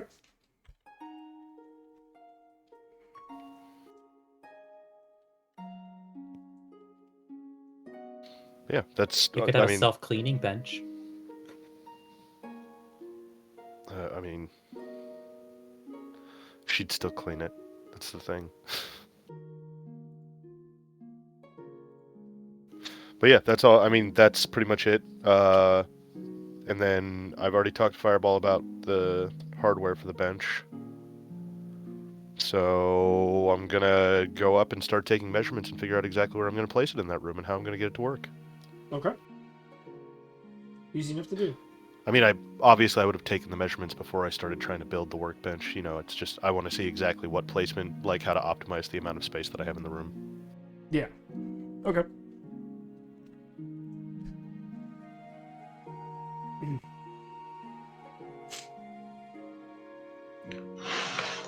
All right. So, Chadra's doing her own thing in the spare bedroom. That sounded wrong. Giggity. Yep. She's doing the thing that makes her happy in the spare bedroom. She's playing with her rifle. And Timberlay's browning out front. Anything for you, Twonk, besides just absorbing the sun?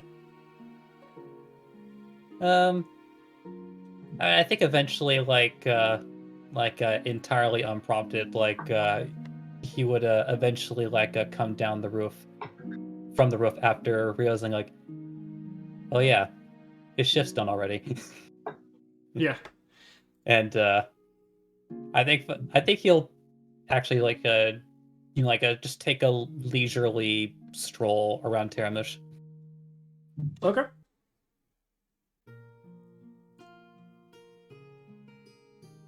Standing out heavily, obviously, as not only a tabaxi, but a giant tabaxi. You catch interesting looks, but no one is looking at you like that. It's just more of a whoa. A sense of wonder. Well, what kind of clothes do you wear? It's I mean, he largely keeps it fairly minimalistic. He does sort of he does still kind of wear what I'll call them shorts. That's kind of what they are, at least in terms of size. And then on the top he kind of wears I also want to say kind of because he doesn't really have to worry too much, at least presently, about the weather. It's very warm, so he's actually kind of something closer to a half jacket, where a short sleeves that even kind of goes up through the midriff, and it does still have a hood over it, but largely because but he doesn't wear anything underneath it because that's where all of his tribal tattoos are displayed. And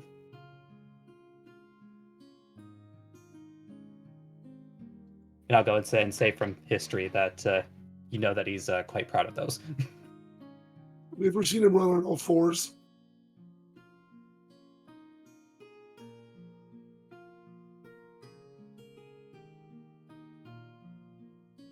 That's for you.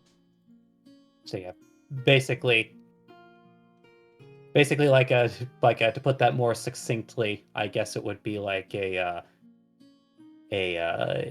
a short-sleeved half jacket with hood and shorts. It's basically what that boils down to. He doesn't wear a shirt underneath it. Yeah. Kimberly asked if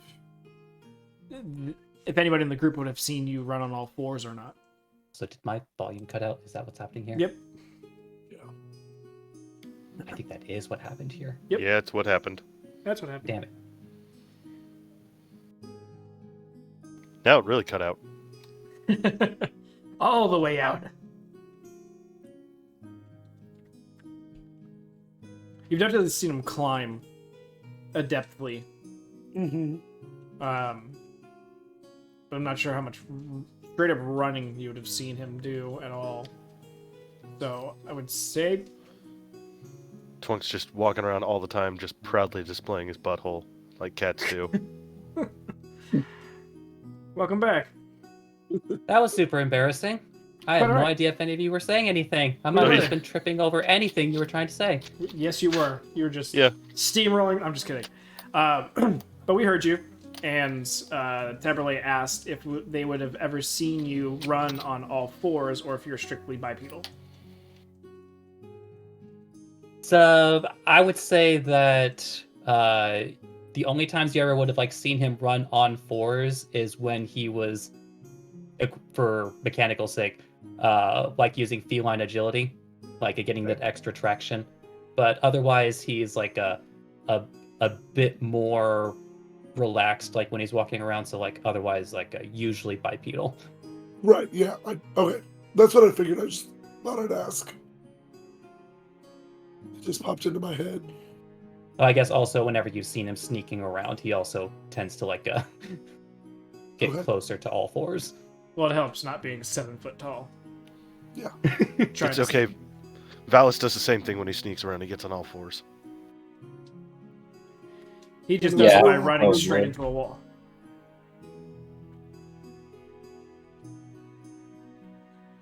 Can't So- be. With Chandra taking measurements, Tamberley browning, and Twunk strolling, what is Valis up to? Concussing. Guessing. This is Valis' chance. Takes We're much gonna more than wait. 15 points of damage to concuss him. Valis kind of feeling the brunt of the day. It's like maybe we're just gonna relax a little bit. Not go stepping into anything and Okay. So Valis pulls up a chair and browns alongside Tamberley, yeah, just which takes a much shorter amount of time since he is a drow. Yeah, I was gonna say, did drows brown? yeah, They go from bleached to bleached. Reverse browning. yeah. I'm more just sitting there with a mug of ale, just like kicking back. Easy enough to do. About this time, you're gonna realize that it was me who definitely cast darkness. Yep. Yes, and I'm gonna be like, son of a bitch! Yes, it was her. By the way, are you going to nurse that mug of ale all afternoon? Because I cannot imagine how disgusting it is by now. Just lukewarm ale. Just Lukewarm ale. warm ale or mead, whatever it is. Yeah, let him go get a refresh. You want one? Pretty good, thank you, though. All right. It's like, here, you While can you're have in mine. Can you see Huh? if Charles has any more of that pocket bacon? Pocket bacon. Gotcha. Yeah. Then I'm gonna go inside and get a refill and see if Charles has any more of that pocket bacon. Okay. You refill your ale and you say pocket bacon. He goes, pocket bacon? The bacon from this morning in the mugs. Oh, the mug bacon. Mug bacon. Yeah. Like it. Kind of looks underneath the bar, grabs a mug, Puts it up on top. It's got about 6 pieces of bacon in it. Awesome. The mug disappears and returns back to the bar when you're finished. That's what. Amazing. Because I never know what to do with the mug when I'm done with it. It's just always in the way. Yep. The enchanter has taken care of it. He takes the mug of ale and the mug of bacon, and he returns back outside. All right. Hands the bacon to Tamberlay. Thank you very much. Here you go. And Go ahead. I was just gonna say, and he just has like not the look of disgust, but like, oh, no more food. Wow, what's wrong with food? Twunk made me eat. Oh yeah, that reminds So me. Make a much. con save. That's right, you fell with a full stomach. Yeah, especially with that full stomach. Val's becomes a fountain of vomit. He went from having a nice, relaxing afternoon to, I need a bathe.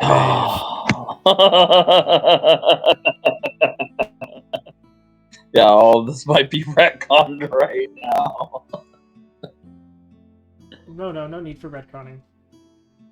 I have other things. You have other Swear to God, if you puke on me, You want to know how to make a pretty girl walks by, and you really Val's want to goes, try that "Hey." gnome body, don't you? You want to know how to make a Tamberlay rage? Just give me the con save. Oh no. I can sense Con the save. And the dice have been so good to me tonight. Hey, you had a nat Come on. 20. I did have that nat 20. Is your dice rolling for 10 years? Okay, there it goes. Yes. So, The answer is yes. you hand over the bacon and go, and she's like, what? And you say, oh, he's just made me eat so, and then as you go to sit down in your chair, as soon as you make contact, you get the, and Tamberlay, you just start to get this disgusting smell. What And the I hell? Valis shat myself. Valis just books it. Just full sprint into the tavern. Go ahead and give me a quick acrobatics check.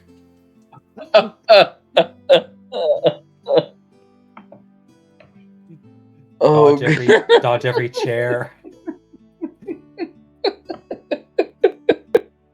Oh, Charles is gonna hate you so fucking much. I think he already does. He broke the roof. He shit on the floor. Okay, so he's quickly making his way through the tables, hits the stairs, gets up the first landing of stairs, and starts making his way up to the second one. Go ahead and give me a history check. Oh, Oh, I forgot where the toilet was. Hey, it's your guys' first day here. Oh, As soon as you get up to the hallway, you just see all these doors on either side, and you, under the stress of what's going on, just forget what room is yours. And you're just like, oh shit, literally. And you go for the first door to your left, and it's locked. And that makes you remember, fuck, this is the other team's door. And so you turn around, and immediately diagonal towards one of the doors that is in front of you, and you reach it, you grab it, and you turn the handle. I need you to make a con save. oh god. Clench and shuffle, we've clench been and here shuffle. for 2 days. And here we thought that Chadra was gonna blow the place up. Oh my god. So as soon as you It's that thing, like, for some reason, when your body knows you're feet away from the toilet, it's just like, time to let it go. Even though your willpower and mind is like, no, don't do it. We're not there yet. Just don't. But as soon as your hand hits that handle and you open up the door, it's just all the muscles are like, let go. Just let go. And you open up the door and take the first step inside, and that's when everything's just like, who can say what? And it's just, and you open up the door to a face-to-face with Chadra. Oh. And Not the Chadra, workroom. though, just a terrible noise. If this was like an actual movie scene, this is where the song would overplay any audio that was going on. As the door opens up, Valis moves inside, gurgles and noises erupt, followed quickly thereafter by a smell and a sloshing on the floor as he turns to go inside, allowing it all over the floor. Currently in the place that you're knelt down and making your last measurement, as he turns into the water closet of the room and destroys it in every sense of the word. I did a con save to make sure I don't yak. Yep. And I am just going to close the door and walk out I'm not going to say a word. Mhm. I'm just going straight outside. Chandra! Can you bring me some new pants? Chadra's gone. You hear the click of the door. Are you just going directly outside or like walking down the street? I'm gonna go for a walk around the block. You're like, I might as well go towards the place that has sulfur. It's a better smell. And so you leave.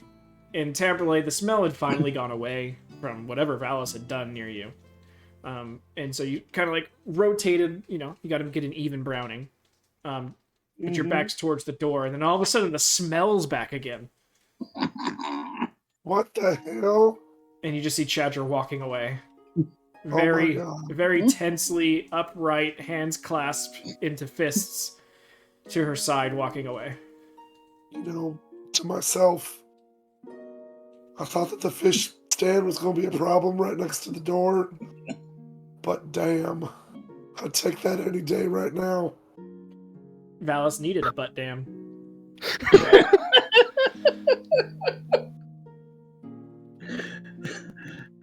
So Valis, just like any decently half-drunk person who's just thrown up at the bar and is trying to clean it up, I need you to make another con save. Oh, yay. Because you're definitely at the point where the smell's overpowering even you, and you... Oh god, he's gonna double dragon.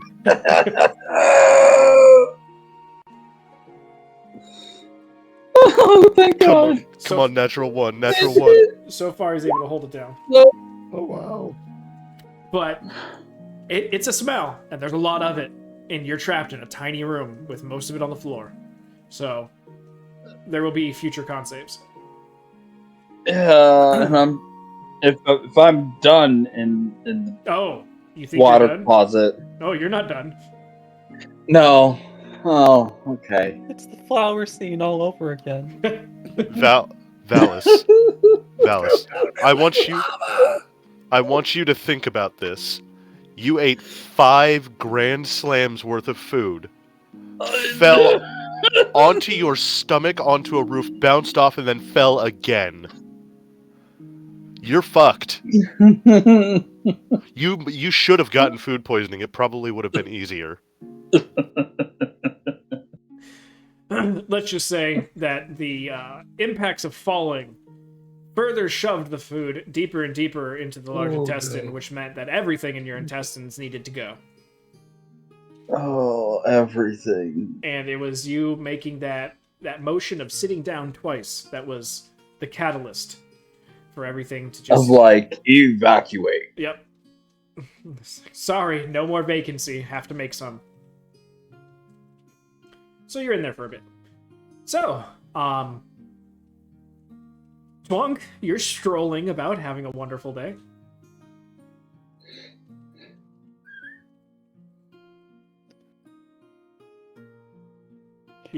It's just so nice to be able to go on a leisurely stroll, not having to worry about. We're not having to worry about Valis because he's being taken care of by somebody else. It's their problem. Go ahead and give me a perception check.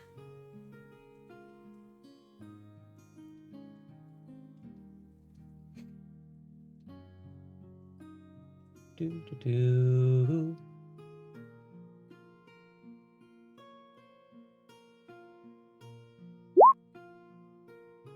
25. As you're making your way around the town, curiously, even though the food at the Iron Hearth has been more than filling and plenty good, you're curious as to what maybe local food is offered at the food market. And interestingly enough, there's a food that almost immediately you recognize the smell of as you approach.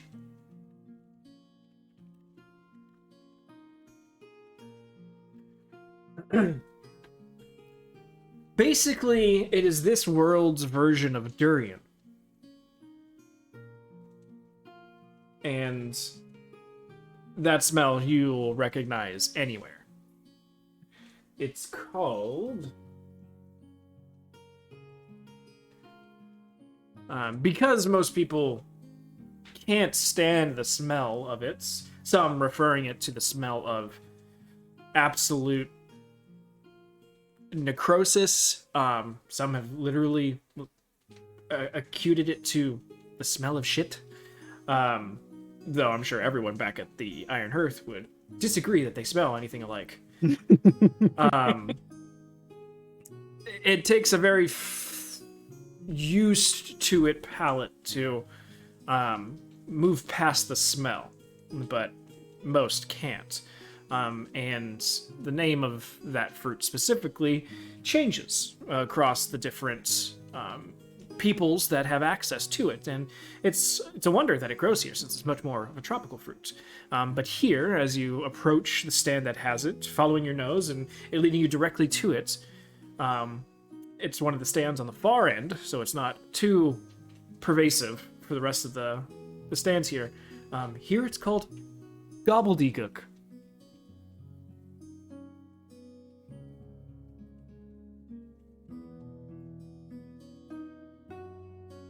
The half-elven male human with very short brown hair, piercing, almost like white blue eyes, looks up to you and goes, "Oh, you're new around here. Have you come to sample some of my fruit?" Just stares down at the. To be clear, he knows it as gobbledygook, or he knows it as durian. No, you know it as. They have it labeled underneath as gobbledygook. The Feroria berry, even though it's not a berry. So F-O... Ferora berry. So F-O-R-E-R...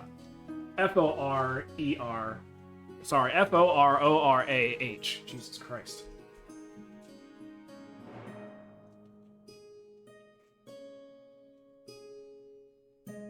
I could not help but notice that you sell Ferora berry. Or as he just looks down, tilts his head. Gobbledygook. Oh, yes, that's what we call it here. Aurora berry. That sounds much more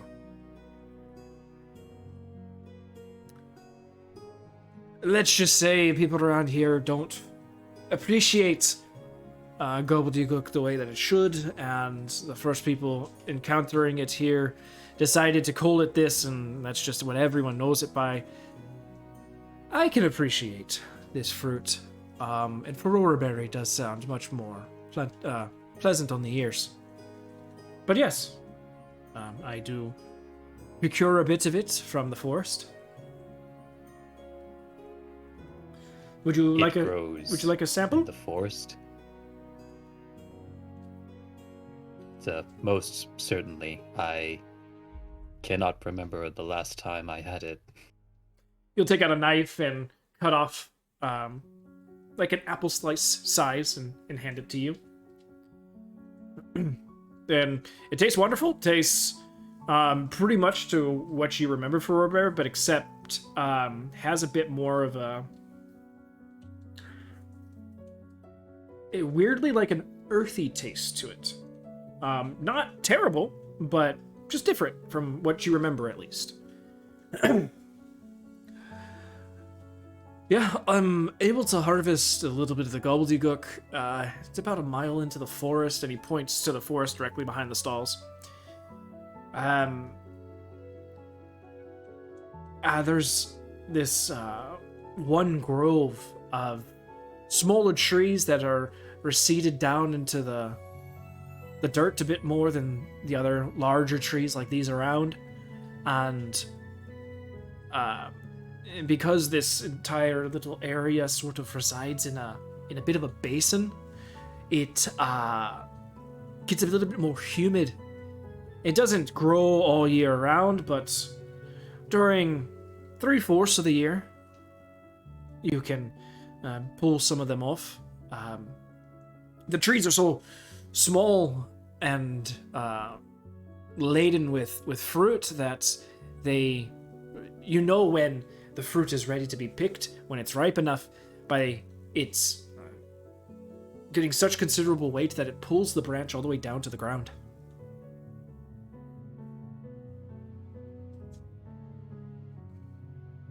This obviously a much different version of the fruit that you're used to, at least in its growing capacity.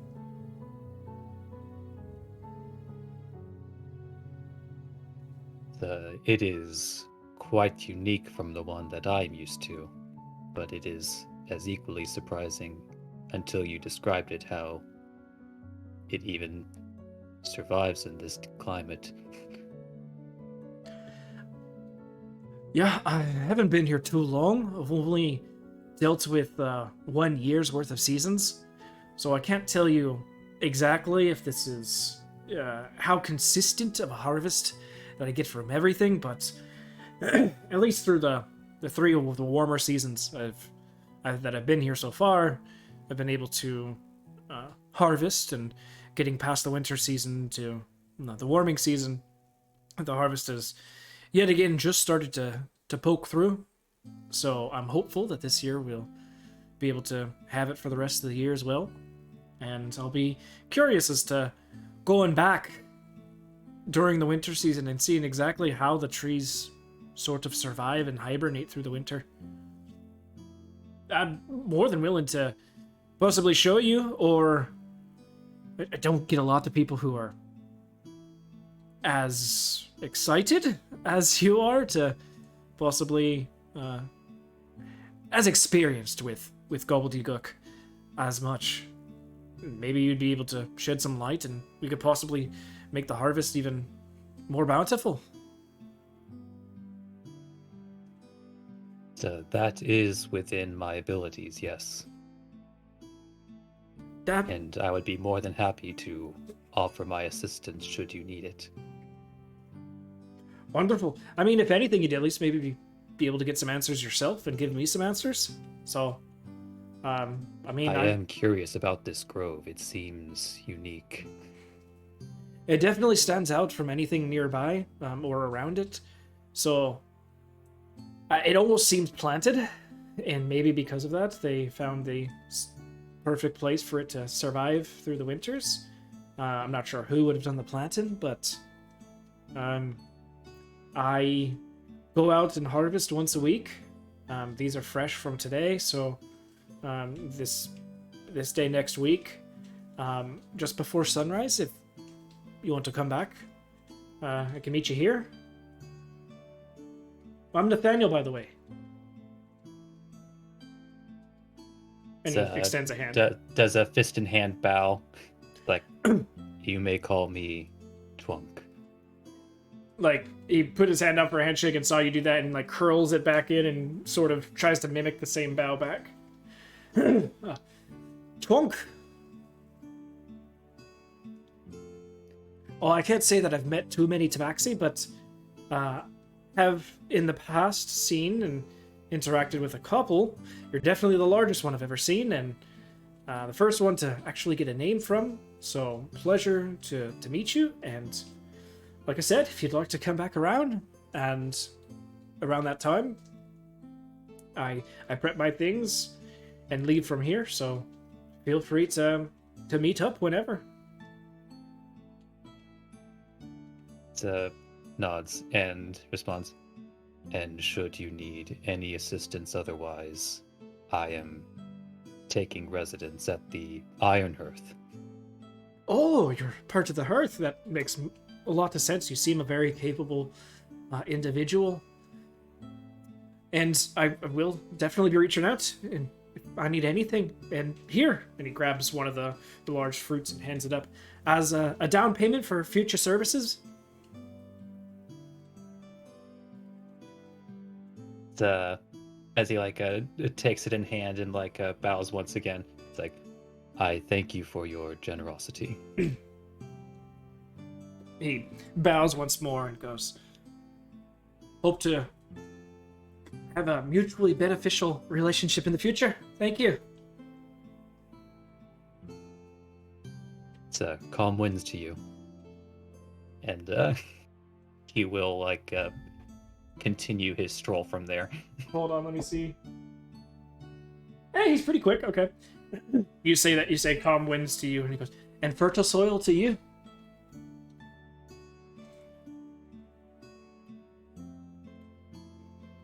And with that, you now have some Ferrora berry.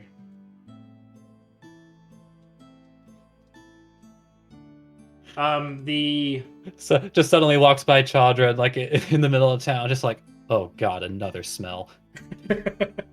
As far as the lore behind Ferrora berry goes, it's considered to be one of the first fruits that was planted by the gods on the material plane. When Ultra Detorum happened and split the continents up, it was at least understood, the lore from your hometown at least, it was understood that your guys' islands and a few other islands were all part of a smaller continent that got broken apart into many different islands and set across. And this was where, sort of Garden of Eden-esque, the first real garden that the goddess Ferror had started to, put together different types of fruits, plants, and vegetables, edible things for eventually all the races to eventually eat off of. And this was her very first fruit, and she called it a berry before she ended up making actual berries. But because she was enormous as in her god self, they were small enough to look like berries to her. So that's a little bit of lore dump on the Ferrora berry. So her name was Ferror, or Yes. Ferrora? No, her name was Ferror. Okay. Feror.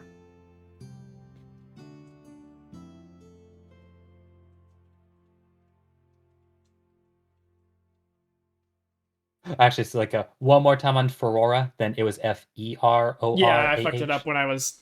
Yeah, just like you went through a few vowels, just like I'm just gonna leave that as an X for now. Yeah, it's Ferorah for the berry's name. Okay. Yeah, I fucked it up because it's in my notes a couple different ways, and so I was like, wait. Oh, No, okay. That's yeah. I can understand that confusion immediately. Yeah, and since it's my own made-up word, they're all red underlined. So Yeah, so it's not like you could just pick out which one's the right one. correct. Yeah. So I was just like, wait, no, fuck, shit, oh god.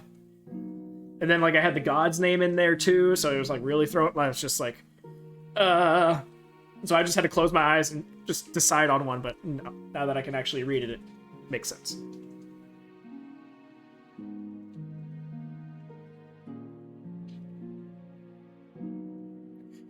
So Chandra, Yes. you being in a huff and trying to clean out your senses, mainly your sense of smell, and trying to scrub some of the stuff you saw out of your mind, going off just internal instinct of where you're traveling, you're going to go one of two places, because that's really one of two places that you've really been and spent any decent amount of time at. That'd be either the blacksmith or the tanner. I will go to the blacksmith in the direction, or not to the blacksmith, but to the. Yeah, that's what I meant. But I'm gonna go in the direction of the tan. I'm taking the very, very long way. I need to get my mind clear and my nostrils. Okay. So you're doing a big old loop-de-loop. See.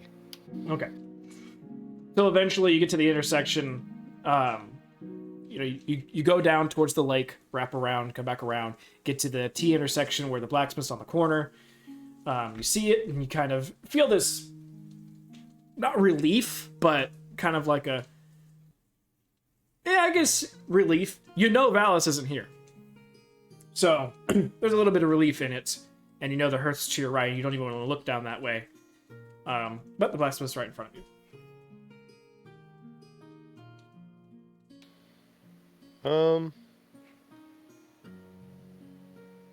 I'll go in.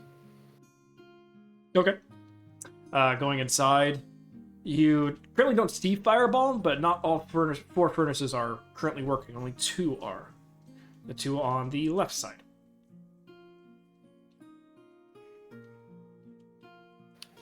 Sorry, my control button just broke, and that's my button I use for push to talk. I'll take a set. I'll look around for Fireball, and at the same time be like, hello, Fireball. Yeah, just go ahead and give me a perception check.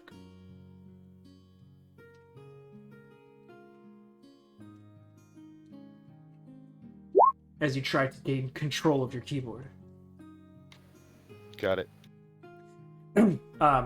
Speaking out to Fireball and looking around, there's a moment where a couple chains that are hanging off from the rafters sort of clink together, and that puts your attention in that direction. And you currently see Fireball is hanging from his feet upside down and is currently like stretching out some chain. Portions of the chain that hang at the main sagging point in the air is currently still semi-molten, and he's just sort of attaching the other end of the chain off to the other side of the rafter as he kind of jumps down and goes, "Hey, how you doing?"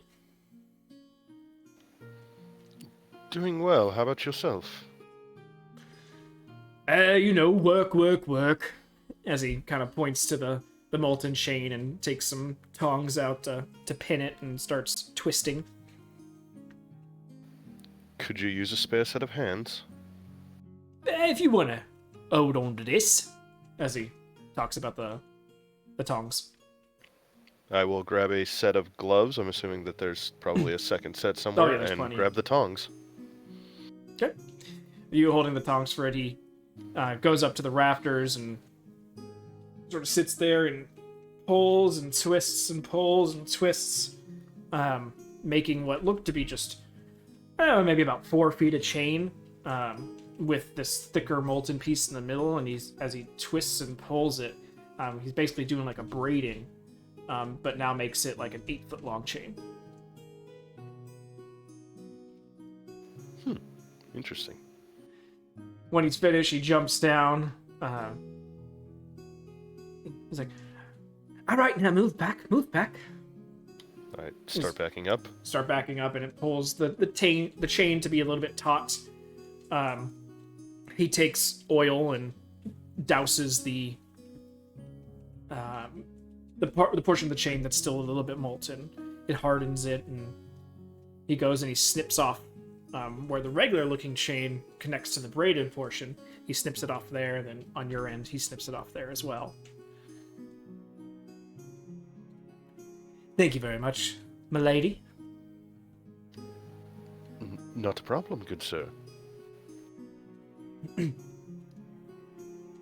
So what can I do for you today? Just out and about for a walk. Figured I'd stop in, see how things are going, see if you needed a hand, trying to get away from my brother. Family, am I right? You have no idea. Don't let him in here. Not unsupervised. Don't worry, it's all right. I've got protection. As he kind of points, and now that he's pointing it out, by the front door opening, there's about 6 crossbows on either side, pointed down. Some are towards the door, and some are like a couple feet in from the door. And as you're sitting there and you're looking, and you're like, how does he control these? And you realize that there's strings, very like fishing line strings, that extend through the rafters in different areas. I mean, that would work. And then you have the furnace to get rid of the evidence. Now you're thinking.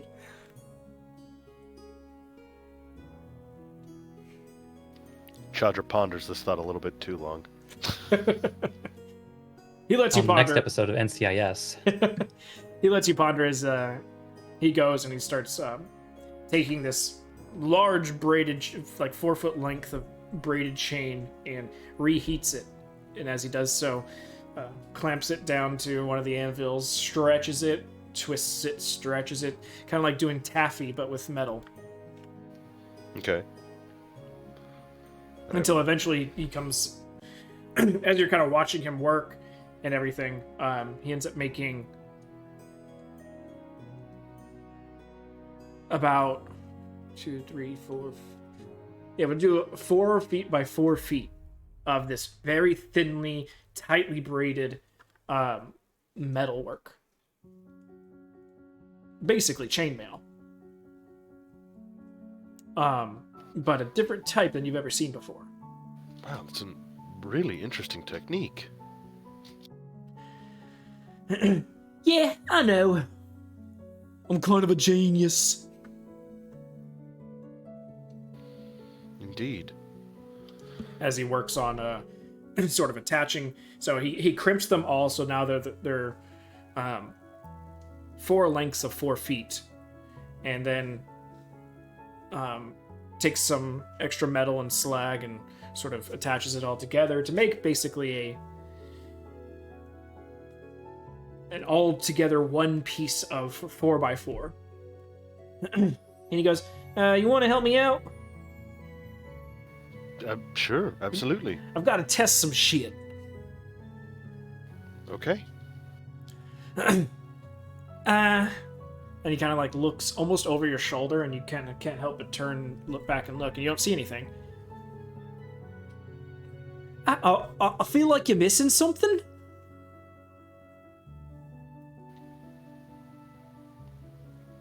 My need my gun. Yeah, he's talking about the gun. Oh, what? Just a moment, and I'll go get it. Okay.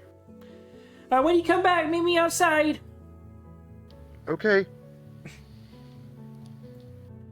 And with that, you come hustling back with a little bit more gusto than you were expecting to. My gun is not in that room, by the way. Yeah, I guessed as much. There's no table for there to be, so. Yeah. So, Plus, if you did, you'd never get the smell out. Every time you Oh. fire, it's just burnt shit. You guys would hear several shots if he got shit on my gun. I don't care if it's a disadvantage. Just old yelling Valis- Valis in the back. Valis would die like Elvis on the toilet. Just door gets kicked open. Sister! He But- died as he lived, eating shit. Yep. But with that, you go up, holding your breath, as you make your way up the stairs. Into the room, grab the gun, grab a couple of your accoutrements that go with it, and hustling back down and out. Tamberlay, you're on the last quarter of your body for Browning. Got to make sure the sides are just as even as the front and back. And by this time, I would say, Twonk, you would have sort of made the rounds as you see Chadra currently exiting the establishment, running past you. As I'm running past him, I will stop if I see Twonk. And a new interesting smell hits you. And as I see Twonk, I will warn him, be like, you don't want to go in there, Valis. And I'm gonna go back to the blacksmith. First the smell, and then it sinks lower the minute that you mention Valis's name. And then I'm going to continue going to the blacksmith. I don't know no more explanation other than Valis, because at this point Twonk and I have an understanding and he knows what I mean. Yep. No explanation necessary.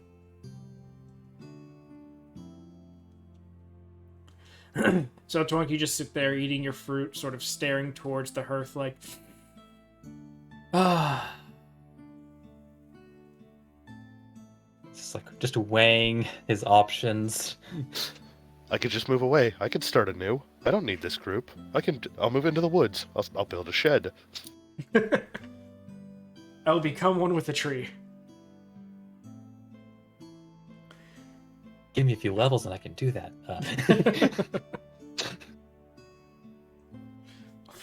I'll find a mountain and meld into stone and just stay there. But leaves you pondering in the streets, eating your smelly fruit, which is now giving you a wide berth of people moving past you. Chadra, you head past and back into the. You're about to go into the blacksmith, and you realize, you said outside, and so you circle around the outside to the backyard. Mm-hmm. And the lead blocks are still there from previous. And he's currently affixing something to the lead blocks. The something that he just worked on. And runs over and grabs the hearing and eye protection. Safety first. Let her rip! Alright. I will take a shot. Okay. Let's hope I don't fuck this up. Don't worry, first impressions are already over. I know. Remember, kids, do not imitate any of the actions you see us performing. 21. So, that'll hit. The shot rings out, and the delay before the thunk of it hitting its target. Quickly, Fireball rushes over there and gets up. And you just hear, man! Did it go through? He's coming back and holding it up. And it looked like it stopped a majority of the force. But it did eventually cut through and impact the lead on the other side. Back to the drawing board. Well, it may also be that because you had it up against the lead block, it was up against an unnaturally hard surface. If you use it on something softer, it may absorb more of the impact. Yeah, maybe, but not for wearing. Oh. For outside armor. Oh. Okay. I've got plans. I'm intrigued. I knew you would.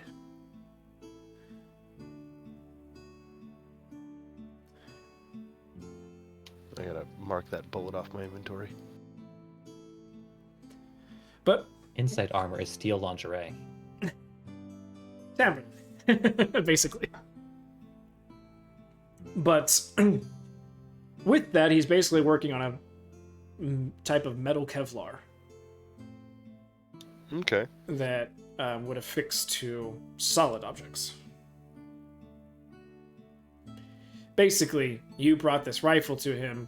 He saw it, saw the destructive power of it, and is like, "Ooh, I need to learn how to put this on shields. Like, I need to. That gun is going to cut through a lot of things. I need to find something lightweight that can handle that shot."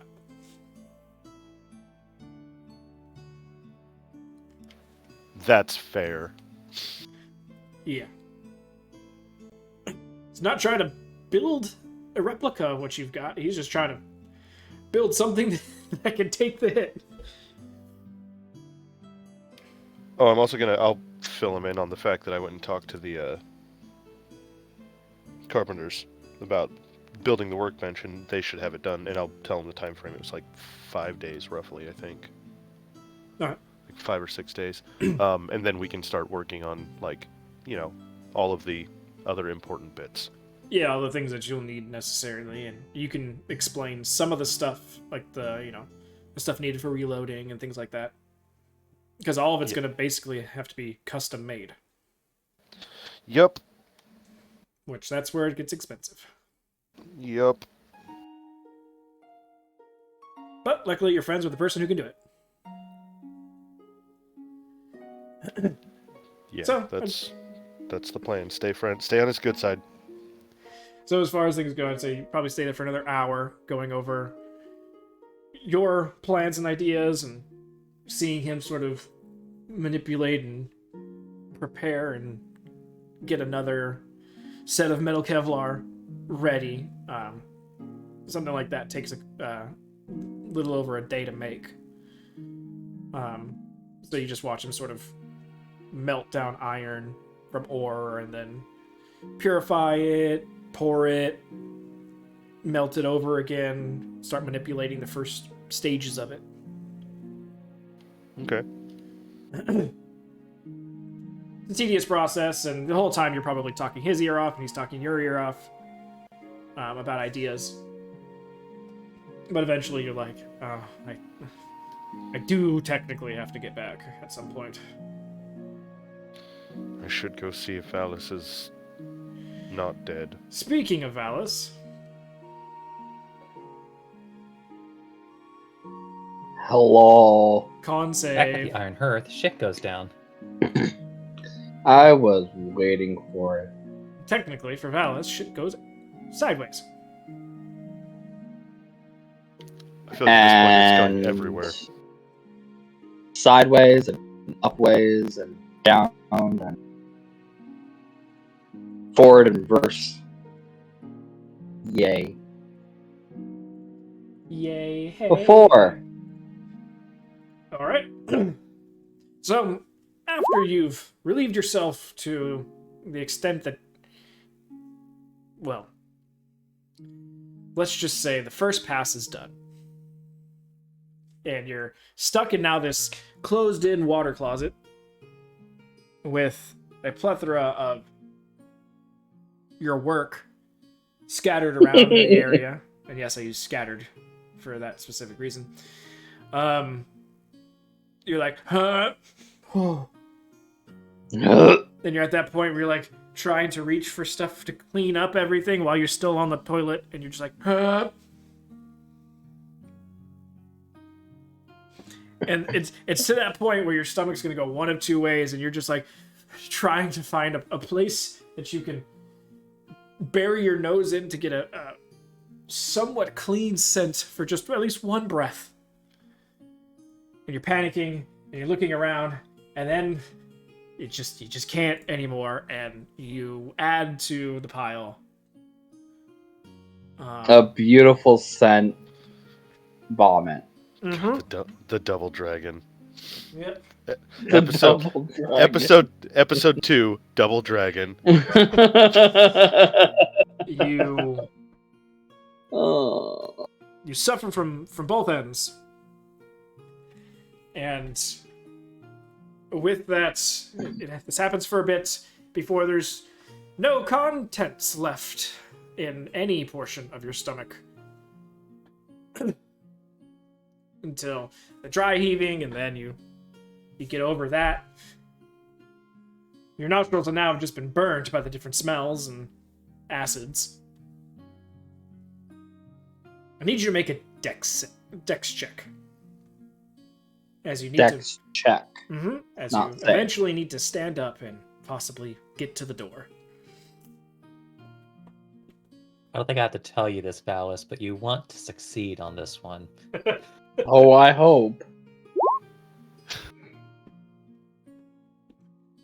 15? Now, I'm going to ask you something. Oh. When you would have stood up, what would have been the first thing you did?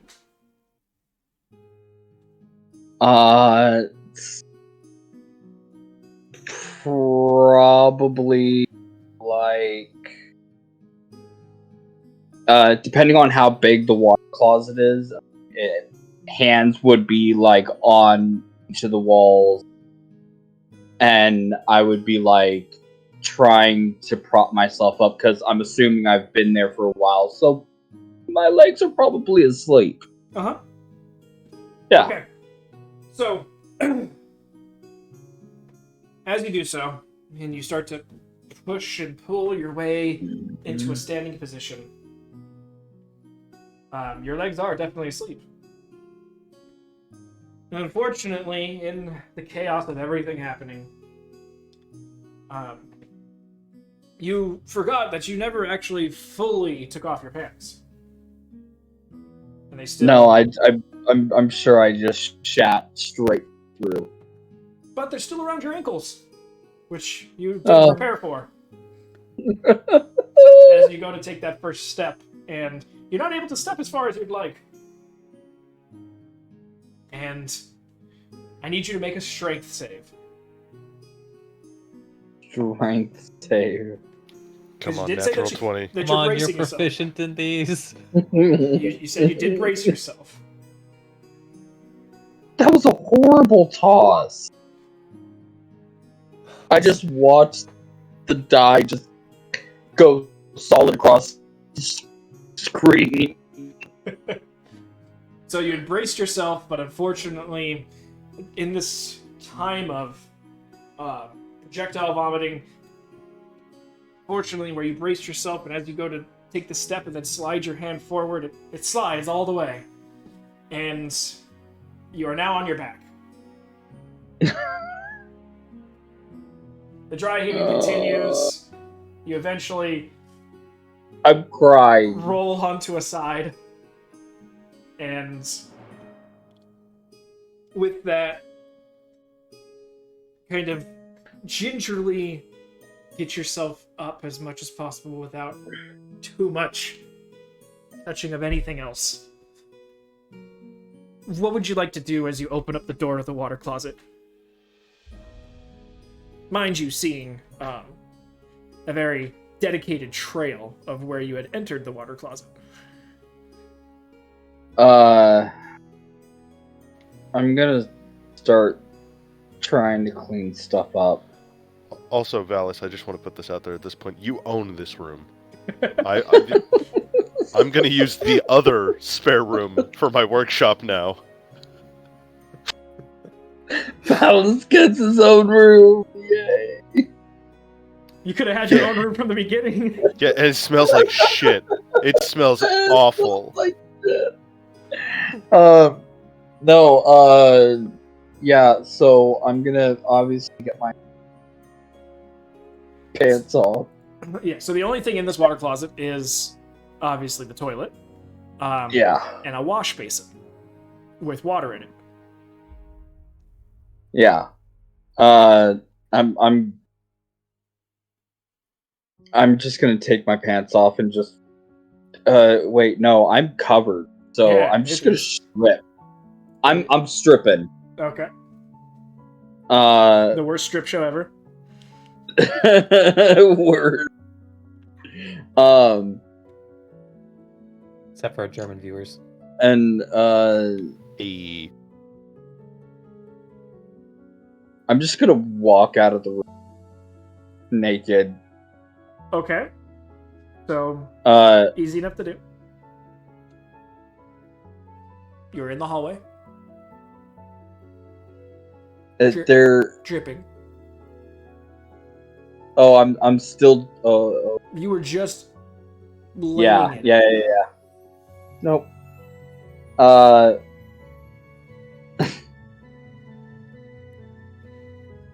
I'm gonna realize I'm like still dripping, naked, Mm-hmm. and go. This is just not good all around. Walk back in, and I'm just gonna start with cleaning myself up as best as possible. Okay. Basin. I'm gonna look around for like a rag or something. There is a hand towel. Okay. Well, it's about not to be a hand towel anymore. It's a shit towel now. It's a Um, towel. and like I said, you have the basin with water in it, which is about a bucket full. Not a 5, like a 3-gallon bucket full of water. That quickly becomes a shit bucket. A shit bucket. I would say through some work. Are you cleaning the floor first or yourself first? Myself first. Okay, I would say that. I mean, it is just a rag and water, so. I kind of figure I would like take the bucket, like stand somewhere in. There's a like, drain in the room. Oh, okay, yeah. Probably stand where like the most of the shit is. And like take the bucket and just like douse myself so that all the water just goes down and kind of like starts pushing the shit. Okay. And then as far as like my face and like major torso parts of my body. The majority of the stuff's on your back. Yeah. You just have a little bit of dribble on the front. Yeah. Mainly the back. Making sure that I get all the shit off of the back with the towel. Understandable. You're able to get the majority of the largest stuff off your back, so at least you're not sloughing into whatever you're standing over. And you dumped all the water out of the basin, so it helped with cleaning you off, and some of it on the floor. But obviously, there's some bigger things that can't go down the drain just right, so you now have a little bit of a muddy pool. A little bit of a clog. Yeah. Step on it and push it through the drain. It wasn't corn that he was eating. Squish. No. But actually, yeah. I would say you, as far as the majority of the stuff that might fall off of you, it is taken care of. And your nose at this point is burned beyond recognition of any sort of smells. Yeah, it's about the point of. But you still reek. But I still reek. Yes. Yeah, it's in your pores. Yeah. That's I'm just gonna try to clean up the room at this point as best as possible. Okay. What would you like to do or use? I'm gonna keep looking around for like another rag, maybe if there's There's no other rag. No other rag. Nope. Okay. If you needed anything else, you go down to Charles and he gets you a new one. Yay! How much shit is left around the room? It A no lot. longer looks like you're trying to paint the floor. And now looks more like a grisly mud monster murder scene. Well, okay. But during this time, you hear heavy footsteps in the hallway. And then you hear, oh my god. Oh. And then the footsteps sort of speed up.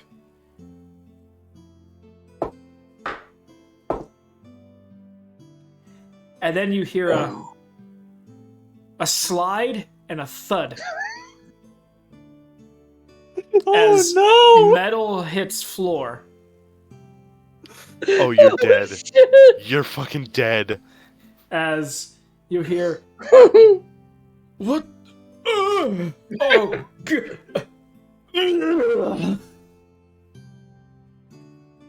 As you're standing there, semi in the water closet, semi in the room, and you just see this new liquid just pour itself underneath the door into the room.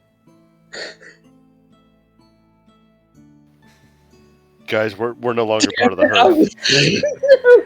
And that's Just cleaning and that's where we're gonna end tonight's session.